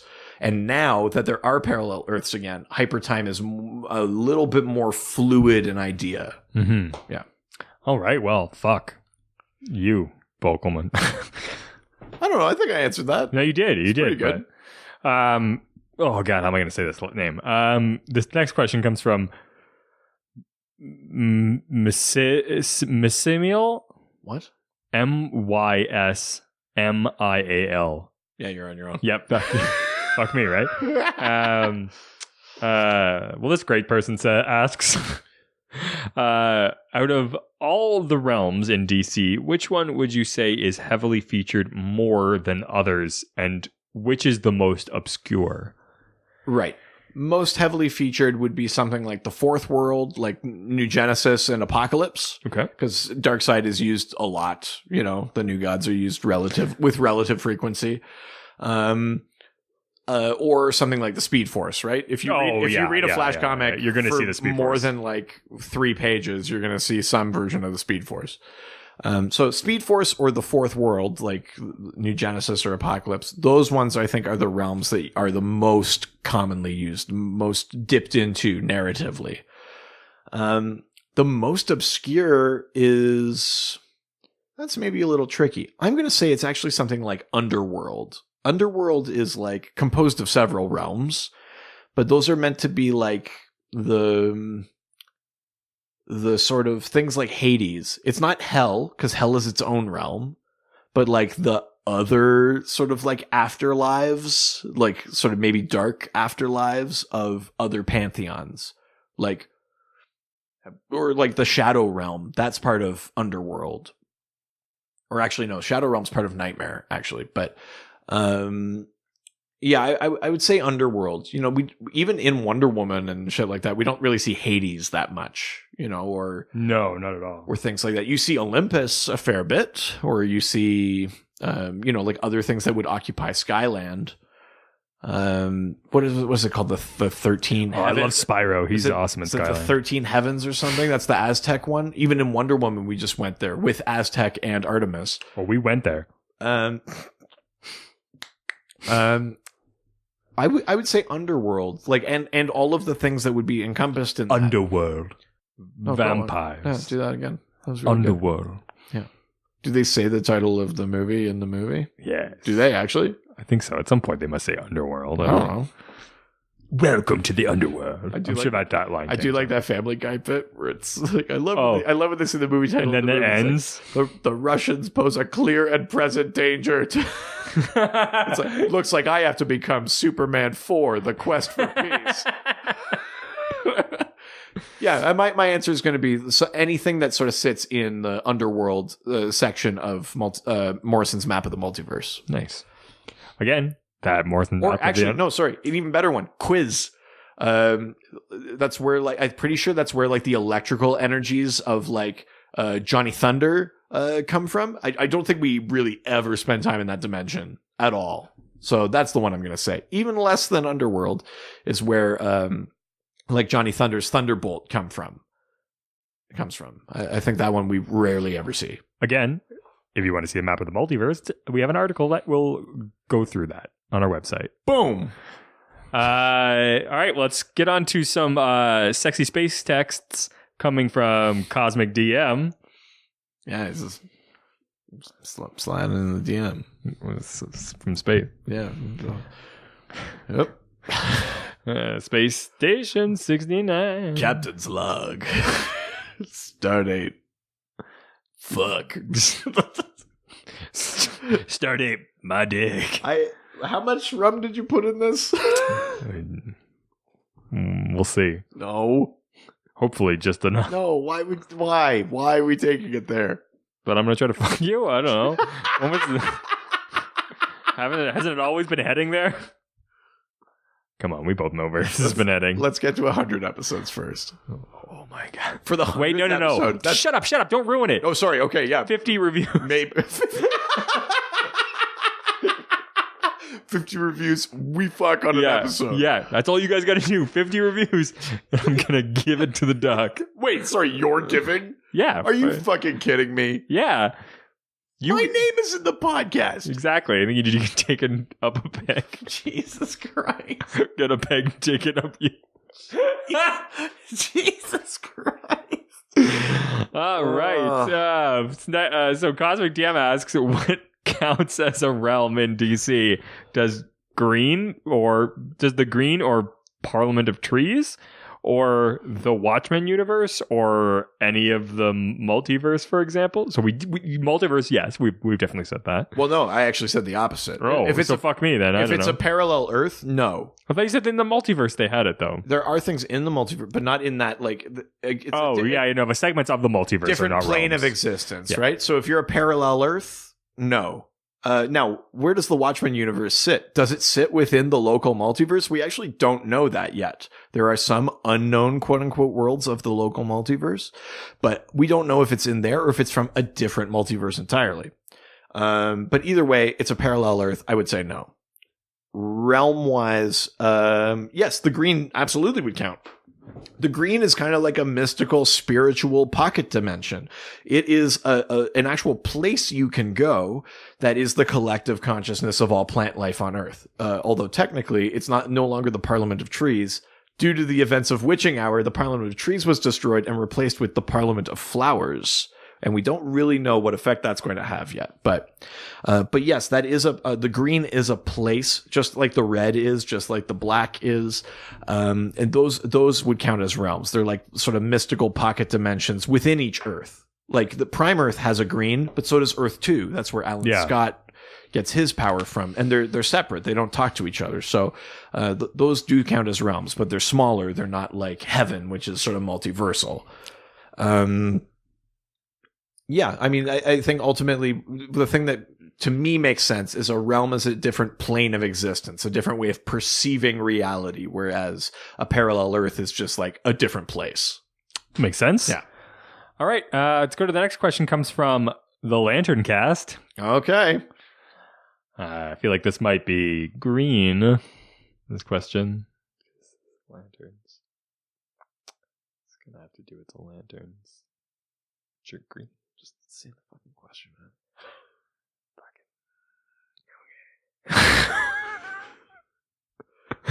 What are we trying to breathe our way to 100 episodes?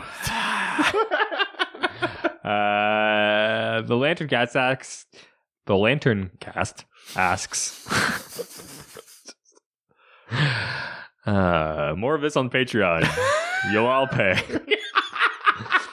Lantern at Cast asks, could you explore the things that have been absolutely been established and existing within the Antimatter Universe? Some have told me quad. Not quark. Quad is the Sol system planet within the Antimatter Universe. Yet there is also an Antimatter Earth. What does and does not exist? Right.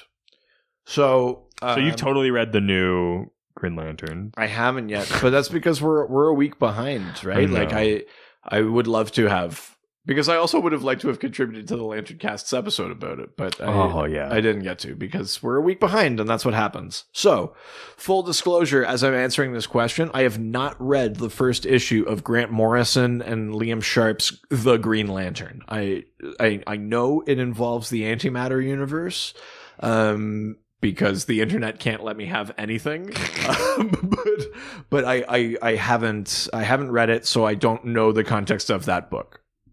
So, the Antimatter Universe, like the Microverse, there is only one of them. There's not an Antimatter Earth 1 and Antimatter Earth 2. And okay. There's one Antimatter Universe. And where does it exist? It's almost like I think this new Green Lantern series even refers to it as like the Underverse or something. It's like the upside down. Kind of. Yeah. The Dark Multiverse is like beneath the multiverse. The Antimatter Universe would be like just a basement. Okay. And then below that shit is where the Dark Multiverse is.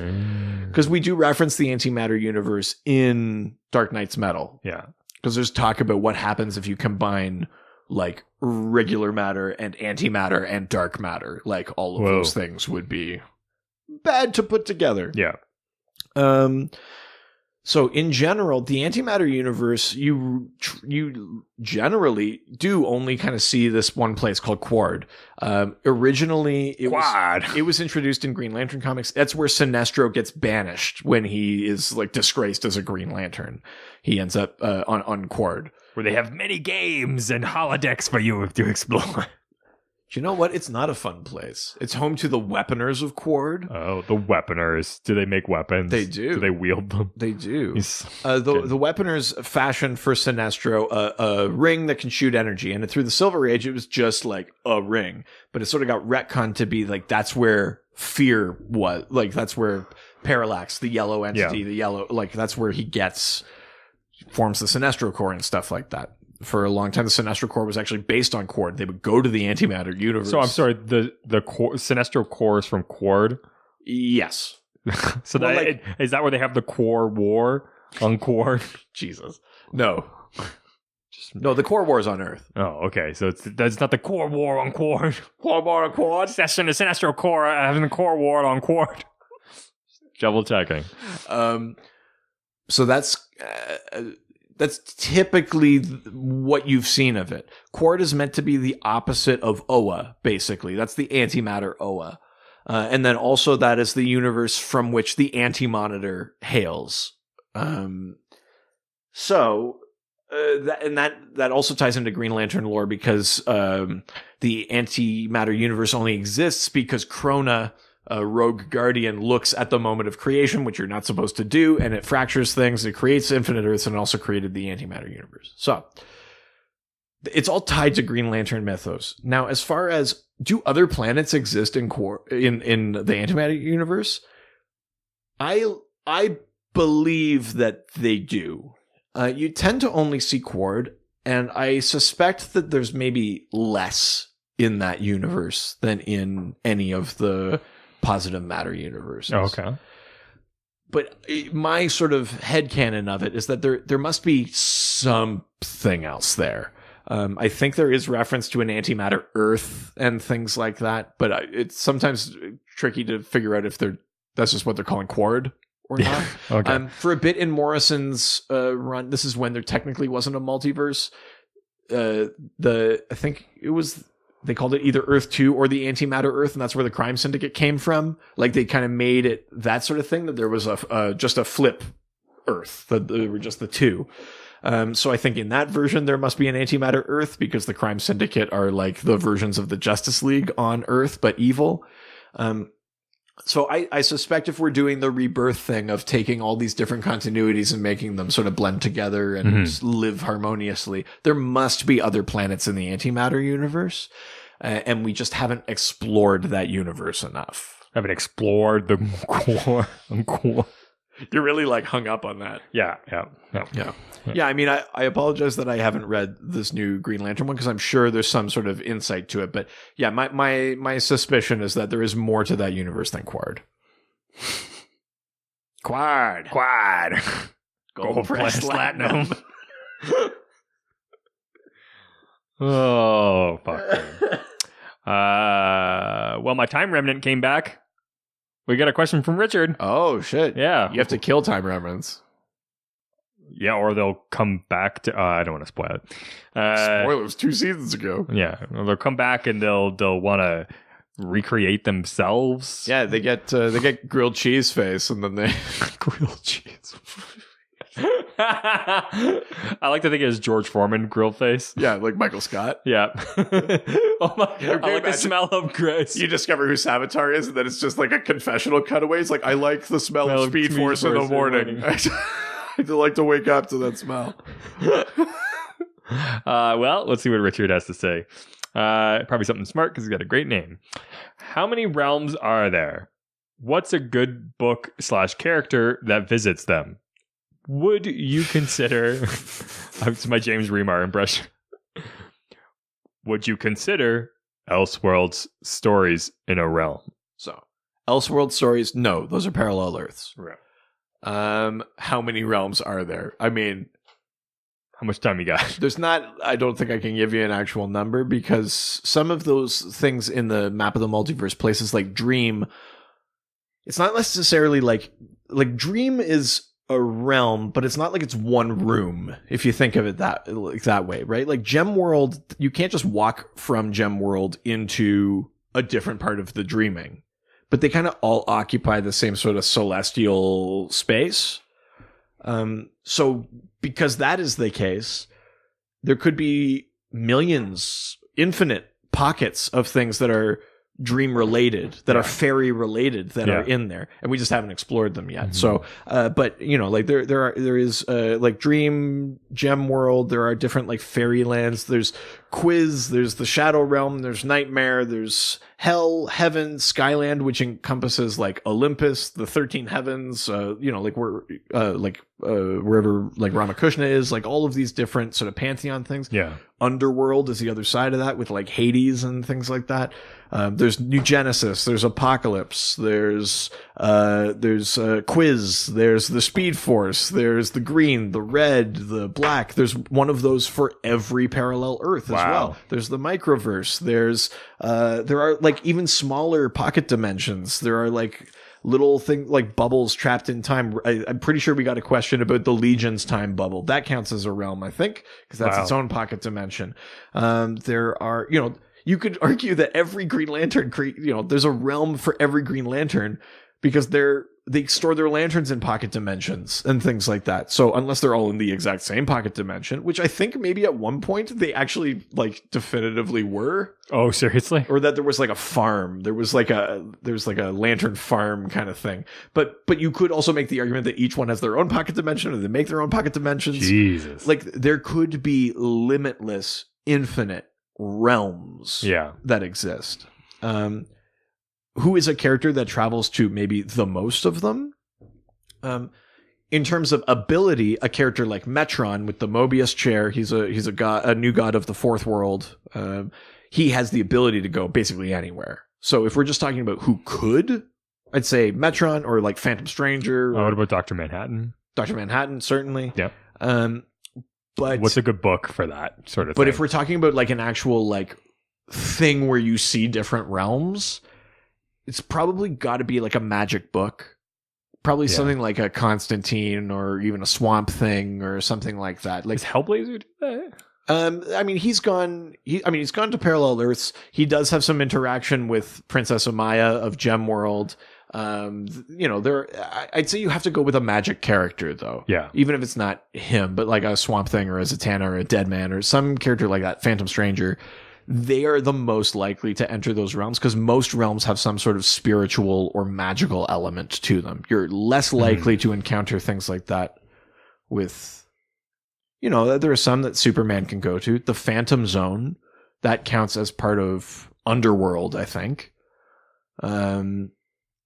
But yeah, I would say some sort of magic character, and probably like either Swamp Thing or a Constantine or a Dream, like a Sandman, like those type of things.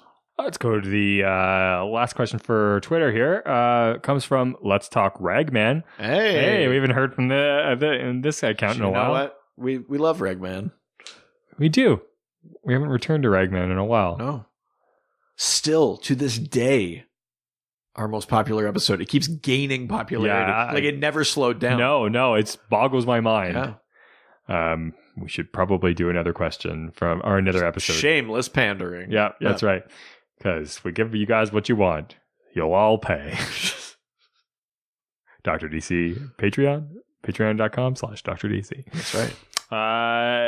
Let's Talk Ragman asks, I had to ask, or request rather, that we explore the Oblivion Bar. Is it a pocket dimension? A magic pocket dimension? What's the difference? How do you access it? And how can you access it, etc.? Right. The Oblivion Bar is a relatively recent addition to the DC Comics mythos. It's actually great. If you in Skyrim, you go to the inns, they generally have like a bar at the end of them. It is literally a bar. Really? Yeah. I was making a joke, but that's awesome. No, the Oblivion Bar is a bar. It is sort of extra dimensional. It's a pocket dimension, and it is like a magical pocket dimension. So, for example, if you were a character with like a science-based power and you could like sort of alter space-time, you couldn't get into the Oblivion Bar. It has a magical dimension to it. But it was introduced, I'm pretty sure, during Day of Vengeance, which is like the mid 2000s. And yes, it's an actual bar where the magic users of the DC universe are able to go. As far as I can tell, it's a pocket dimension only within a particular Earth. It's not multiversal, so it's possible that there's an Oblivion Bar on many Earths. But basically, for a long time, it was run by Nightmaster, Jim Rook, and then eventually Detective Chimp ran it for a bit. Blue Devil worked there for a little bit. But it's one of those places where in Day of Vengeance, the magical community kind of retreats there when the Spectre is on a rampage, because it's one of very few places where, even for a little bit of time, they can't be found. It comes up again in Dark Knight's Metal. And basically, if you're non-magical, the only way in is by invitation. If you are magical, I think there are access points all over the Earth in different cities, Metropolis, Gotham, Detroit, Coast City, wherever. But yeah, it is a magical pocket dimension. It's a bar, and it's one of those places that's kind of like neutral ground. If you're like a bad magician or a good magician, when you're at the bar, you sort of leave that shit at the door. Basically, there's like, there's no room for trouble in this bar. It's kind of neutral ground. Which, yeah, it's an interesting concept. It's an interesting place. It's where you see characters you don't see a lot. I think in a previous episode I said, like, you don't see a lot of Dr. Occult, even though he's an old character. But, if you were drawing the Oblivion Bar, I would expect you to draw Dr. Occult in the background somewhere, right? Like, he should be there. We've seen it recently in The Witching Hour. We saw it in Dark Knight's Metal. So that's like twice basically in the last couple of years that the Oblivion Bar is featured relatively frequently. After Day of Vengeance, the Shadow Pact used it as their home base. Because Nightmaster Jim Rook was a member of the Shadow Pact. Mm-hmm. Yeah, I think that's pretty much all I've got on that one. Nice. Yeah. And then what's the difference between a pocket dimension and a... I think just the aspect that it's some sort of like, it has like a magical or a spiritual protection to it. Like if you just had like a device that could phase you between dimensions or things like that, you wouldn't be able to get into the Oblivion Bar. You need to tap into some sort of magical force or be invited. Sounds good. Let's go to the... You know what? Let's... Dr. DC podcast will be back after this quick break.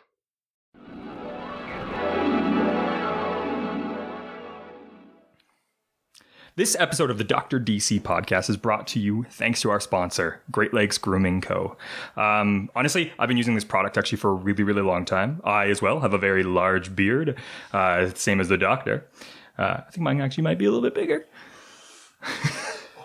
So my favorite products are, first of all, that beard oil. I've been using it for a really long time. I've actually not had to use cologne because of it. I actually stopped using cologne because it was just, that smell of that beard oil is amazing. I also have a very rough and dry beard usually, so this has been making it super smooth. And then I have to say that my second favorite product is that Noble Selves hair styling cream. It's a medium light holding, which is really nice. It's hard to find a good holding cream for your hair. I've used waxes and gels and sprays and all that stuff, and it never really works. This stuff makes my hair look amazing. It holds for multiple days on end for people like me who don't like to shower. It's honestly a great product. So I've been super happy with it so far. I think you guys will be too. Great Lakes Grooming is meant to be easy and ready to use, rain or shine. All their products are purposely designed and environmentally responsible, handmade in Canada, ready for adventure wherever one may find themselves. And lucky for you listeners, you get 10% off on the Great Lakes Grooming's regular price products by going to www.greatlakesgrooming.com and using the promo code DRDC podcast. That's right. www.greatlakesgrooming.com, promo code Dr. DC podcast. Now, back to the show.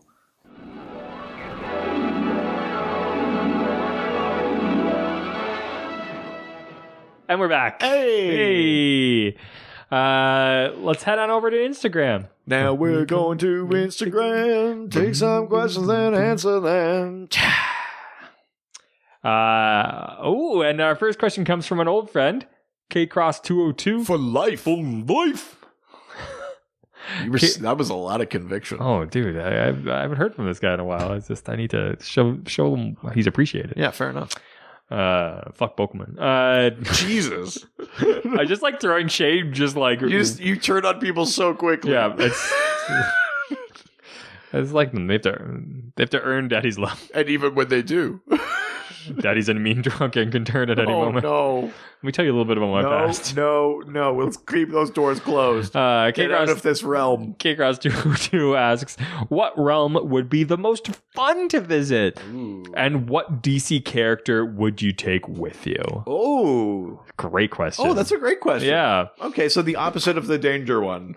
Danger. The most fun to visit. Oh, there's a snake in my boot. Do you have an idea? Out of some of the ones that we've talked about? Well, I just want to go anywhere with Ralph Dibny right now. Okay, yeah, you're on a Ralph Dibny kick. Yeah, he's super fun. I really enjoy him. Right, so what realm would make sense to go there with Ralph Dibny? Does that cartoony place count as a realm?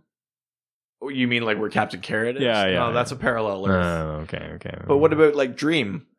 That seems like a scary place to go. Well, Nightmare certainly is. Yeah, but, yeah. I mean, Dream could be fun. Yeah, it could be. I mean, although. Yeah, it's just, I don't know, anywhere that's like esoteric, like a dream, it seems. Yeah, sure. Maybe like. Seems like a bad idea. Yeah, maybe nowhere where you can contemplate your own existence. Let's just go to heaven. That sounds like a great place. Sure. Yeah. Yeah, I mean, yeah, I guess it has to be heaven. Yeah. I was going to say, it would be. I think it would be fun to go to the Microverse. I mean, the Microverse is full of its own dangers and things like that, but I think it would be danger. There's a whole universe, like, smaller than the universe, right? Like, yeah. I think that would be dope. And that is pretty cool. Would it feel like smaller? Obviously, you'd want to be there with Ray Palmer because he knows his way around. But if I got like another buddy, like a +1, and Ray Palmer was going to take us around, I think I would go with. Oh God, who? Drunk Barry Allen. No, God, you're really like it. I'm really back on the Flash train. If anybody wants to like help me get more into Flash and gives me stuff that's like the Flash TV show, send me some trades and comics that I would be into because I'm into that. I think maybe I would go with a character like Firestorm or Captain Atom or someone that has like atomic like abilities because it would be maybe like. Actually, this is going to make me sound evil. I was going to say it might be fun to go to the Microverse, and then like if you had atom powers, the atom powers there would be like cosmic. Like if you smash two atoms together, you'd be like destroying galaxies. Just go there and be like, man, mash those two together. But now that I'm saying it out loud, that's very evil. Seems like not a good idea. It's deeply, deeply wrong. So I don't know, Plastic Man. I love how that both of us went that same kind of route. Well, someone's stretchy and fun. Yeah, right? I think in general, stretchy is fun. It is. I feel like the two go hand in hand. Yeah. No, but if you go to dream with a stretchy person, then you like imagine like a dream where like it's a never-ending slide and your friend is the slide. We need to do a stretchy episode, I think. We did. Did we? Well, we did Shapeshifters. Yeah, that's not the which same. Sort of touched on that. Yeah, but not enough. Oh, okay. I'm on the. I don't know. I'm in the mood. I know you are. Yeah. The fire helps. Then, stop stroking the rug. Well, speaking of stroking the rug and being in the mood, next question comes from sexy ass Josh Gill. Gill. Oh, if you guys want to also sexually harass him, he has an Instagram account. We can't invite that. Speaking of his Instagram account, it comes from the real Josh Gill. Wow. They've already been doing it. I'm pretty sure Stump Party has been doing it. Oh, gee, Josh, I'm so sorry. I'm not sorry. You know what you got into posing those thirst traps. Josh Gill asks, what makes the Legion's post-crisis Picket universe different? Okay. What, were they on strike? What the fuck's a Picket universe? What makes the Legion's post-crisis universe difference from a realm? I don't know what that means. Their pocket universe. Oh, boy, he said Picket. We won't be a universe. No, we won't. We won't be a universe. You're dope. I would count the pocket universe that the Legion ends up in as a realm. So what happens at post-crisis is that in the future, the Legion, that their timeline didn't fully change, but the Time Trapper puts them in this pocket universe where like the pre-crisis Legion continuity kind of exists for a bit, even though everything else was changing around it. Which I think lasts until 0 Hour, which was the time crisis. So to me, that counts as a realm because the actual like existence changed except for this one little bubble. In the way that like, some of those spiritual things are bubbles, Gemworld or whatever. I think because the Legion continuity was kind of like weirdly preserved, it was kept out of time sort of thing. I think that kind of counts as a realm. It's not like it was on Earth 7, those Legion adventures still exist. It wasn't anything like that. It was just this weird aberration in space-time. So I think that counts as a realm. I mean, we got some like kudos / call out for taking on the Hawk Girl continuity, but another challenge is the Legion of Superheroes. The 30th / 31st century continuity of DC is like almost as bad. Not quite as bad, but almost as bad as the Hawk Girl one. So who knows, maybe in the new year we have to do like a proper Legion episode and deal with all that shit. Ooh, yeah. All right. Well, he has got one last question for us, which is, would you consider the Speed Force a realm? Which we would. Yep. How do you imagine the realms of Sage and Strength forces looking and behaving? Right. So we're introduced to these new forces, the Sage and the Strength and the Still Force. That the four of them kind of are meant to all be sort of balance each other out. We've only seen the Speed Force up until relatively recently. So with within the Speed Force, there are like pockets of like there are towns and things. There's a place called Sardoth, I think. There are like villages and people and like inhabitants of the Speed Force that have been like stuck there. They're not ghosts of speedsters or things like that. They're like people stuck in the Speed Force, and there are towns and shit. So I would assume that the Sage and Strength and Still forces would have similar things. But perhaps, like we're already kind of exploring what those forces mean, right? The Speed Force obviously grants speed, but what are the other things associated with it? It's like the electrical kind of power. Like there are things that are not explicitly about speed that are tied to the Speed Force. Like, how do you access the Still Force? Like, the Speed Force, you go really, really fast and you get there. Right, so you just really don't move and then you get there. Well, but that's not how you get Speed Force powers. If I just ran super fast, I wouldn't get Speed Force. No, I know, but they go into the Speed Force by going really fast. When you get the Speed Force, then using your speed grants you access. So I would assume if you had the Still Force, then that sort of like entropic, like nothingness would grant you access to the Still Force. So shouldn't I have access to that? I mean, by all accounts, yeah.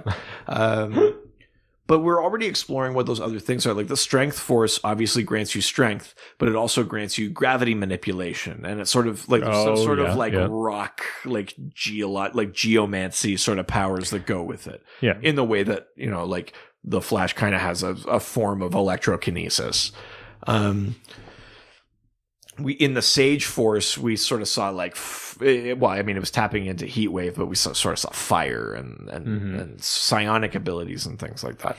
I'm really not sure what those forces would look like. I mean, to be perfectly honest, we've barely seen the inside of the Speed Force. We have seen it, but like I wouldn't say there's a definitive one way that the Speed Force is. Well, so it's even harder to say what the Strength and Sage forces would look like. Even on the show, the Flash TV show, it kind of changes sometimes. Like sometimes it's like a place. Yeah. Sometimes it's just like a bunch of fast stuff moving past. Sometimes it's like images. Sometimes like I just watched the episode where he goes in, where there was the atomic bomb. Oh yeah. And he goes into the Speed Force to pull out the sphere so that they don't, so that he can bring out the lightning with him. Yeah. And I'm like, that version of the Speed Force looked really weird. It was like this big empty black void.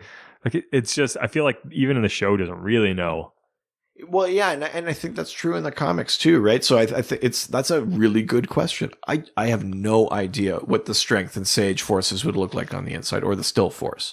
But Barry's about to go on a Force quest, so who knows? Maybe we'll actually visit those realms. Hell yeah! In that would be kind of neat. Yeah, I'd be up for it. Well, speaking of no idea, you know what time this is? Right. It's this week's Dial Doc. So if you're a new listener, that means that we come up with a random character similar to the Dial H for Hero comic books from the past. I know the Doctor's looking around the room to try to get inspiration. No, I'm not. So in those Dial H comics, a character finds a payphone. So a payphone is this weird thing that used to exist. I mean, it could just be any form of dial, but yeah, yes, I guess like it generally is a telephone, not free to use, like 25 cents to use, and you would dial Hero and you become some random superhero. So each week we try to come up with some random superhero. His name is Microphone Pennant, a wall. Yeah, Wall Man. Okay, I will go first. To give you some, because I just thought of one. Sure. Totally not by looking around the room. My character this week is called Tiki Queen. Okay. And she can jump into people's tattoos and hide as like a form of tattoo. Ooh, okay. And so it's not like Tattooed Man who can like control their own tattoos. No. She can hide as a tattoo on someone's body. Okay. Generally comes in it's like a Hawaiian tribal sort of tattoo. Sure, yeah. And then jump off, and she also has the ability to throw fire. Okay, interesting. Yeah. Tiki Queen. So I totally didn't. It has nothing to do with these glasses. Nope, definitely not. His name's Donald Rumsfeld. Jesus. So mine's called the Hangman. Ooh. That feels like it's already a character. Well, but here's the thing. Okay. The Hangman. Oh, this is the one that you were starting to come up with the other day. I think I've refined it. The Hangman, when they come into existence, they sort of forget what their mission is, but they have to accomplish it. But each time they sort of like make the wrong choice or go the wrong way, like they get injured in some way. If they fuck it up 7 times, they die. Whoa. That's the Hangman. That's cool. Do they have any abilities, or is it just things that are against them? It's just things against them. Oh, man. So like they've, like you become the Hangman, you're like, fuck, like I think I need to figure out what's behind X crime. Yeah. But every time you take a wrong turn or you make the wrong assumption or something, they like a wound appears, or like they can't use their arm, or Maybe a flesh wound, or something like that, and they only get 7 fuck ups and then they die. Jeez. Yeah. Wow. I mean, it's definitely a liability as a power. Yeah, it's definitely not a power as much as it is just like shit. Yeah. Just pure shit. Well, if you want to send us some of your shit, no, here's our mailing address. We would love to hear what types of characters you residents can come up with. That's heroes, villains, somewhere in between. I think my character was somewhere in between. It was not necessarily a hero or a villain, but kind of does whatever they need to get the things they want in life. I don't know. That kind of sounds like a villain. Does anything they need to get what they want? Yeah. That's basically a villain. I need to start looking inwards a little bit. If you want to send us some of your characters, use the hashtag DialDoc and send us your idea for a character. We'd love to hear them. Also, if you just want to reach out to us and talk to us, or hey, what's the do we know what the episode is next week? We do. So okay, good. I was worried I was going to put you on the spot again. No, I actually have one this time. So in tribute to the late Stan Lee. Oh yes, I thought it was fitting if the theme for next week was the Just Imagine universe. It's technically Earth 6 of the DC multiverse. Oh wow. And this is where Stan Lee reimagined DC characters. Stan Lee took on a bunch of sort of members of the Justice League and wrote them how he would have come up with them. So we're gonna the theme next week is all of those stories. So any questions you've got about those Just Imagine Stan Lee's DC universe, you can send those to us. We've got a bunch of different platforms you can do so on. We've got a Facebook, Dr. DC Podcast. There's a Twitter account at Dr. DC. We've got an Instagram, Dr. DC Podcast. Our email, drdcpodcast@gmail.com. We've got a subreddit, r/Dr_DC. You guys can chat with each other on there and have some conversations, not just about the questions, but also you can ask some questions too. Also, you can talk to us, but you can also just read some articles that the doc has written and put up there. Much like these, the map of the multiverse is there. If you want some more explanation of the breakdown of how these things work, I think did we do something on the history of the Hawks yet? I'm putting it up tonight. Oh, perfect. But yes, there will be one up. Great. So we'll have a history of a Hawks article. See that'll already be up because tonight's 2 days ago. Right. Breaking news. Yes, breaking news. 2 days old news. Yeah. That's the way we work. But yeah, we've got all of this stuff on our website. drdcpodcast.com or .ca. Oh, and also this is actually brand new. This is the first place we'll be able to actually say this because you guys won't be able to. The other times I've said this are actually in the future. Exclusive content, right? But we've got another great way to hear from you each week. You can now call us. Yeah.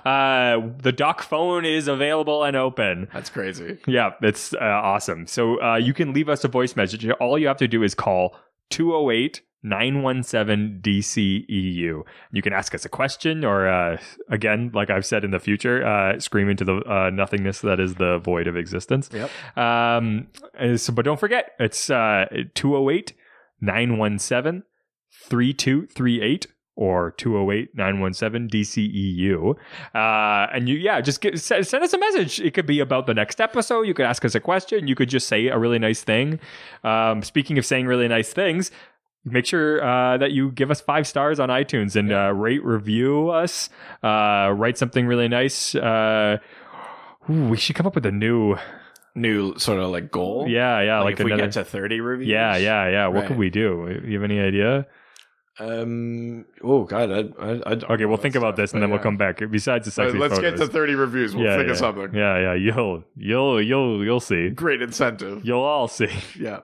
And then of course, if you haven't already, yes, sign up for our Patreon. It's patreon.com/DrDC. If you sign up before the first episode, this is Wednesday, so you've got Friday. Yeah, you're down to the wire, but we will be entered to possibly win the Milk Wars graphic novel. That's a DC Young Animal. But yeah, I mean, it's an extra episode every week. It's stuff that's not sort of bound by our usual format. We could talk about geeky things that aren't even necessarily DC. But we've got some like discussions questions, some reviews, some like pitches. Some Yes, like we have some great stories. You might really enjoy. Just saying that if you subscribe, it might be in your best interest, or else things. I know what's in your best interest. I know what might hurt you. I know how to do it. But nothing, Mr. Wayne. Oh, yeah, sorry. What was that? Just a tease that we may have gone full Evil Alfred on the Patreon. Maybe, yeah. Maybe. The only one way to find out. There is only one way to find out. You'll all pay. Yeah, they'll all pay. And with that ends this episode. So check in with us either this Friday, this new doc time and this new doc channel, or check back with us next week. Same doc ocean, same podcast boat. Ciao, ciao. Adios. The man, all the superheroes. They always fight for what is right. Live with danger and adventure. They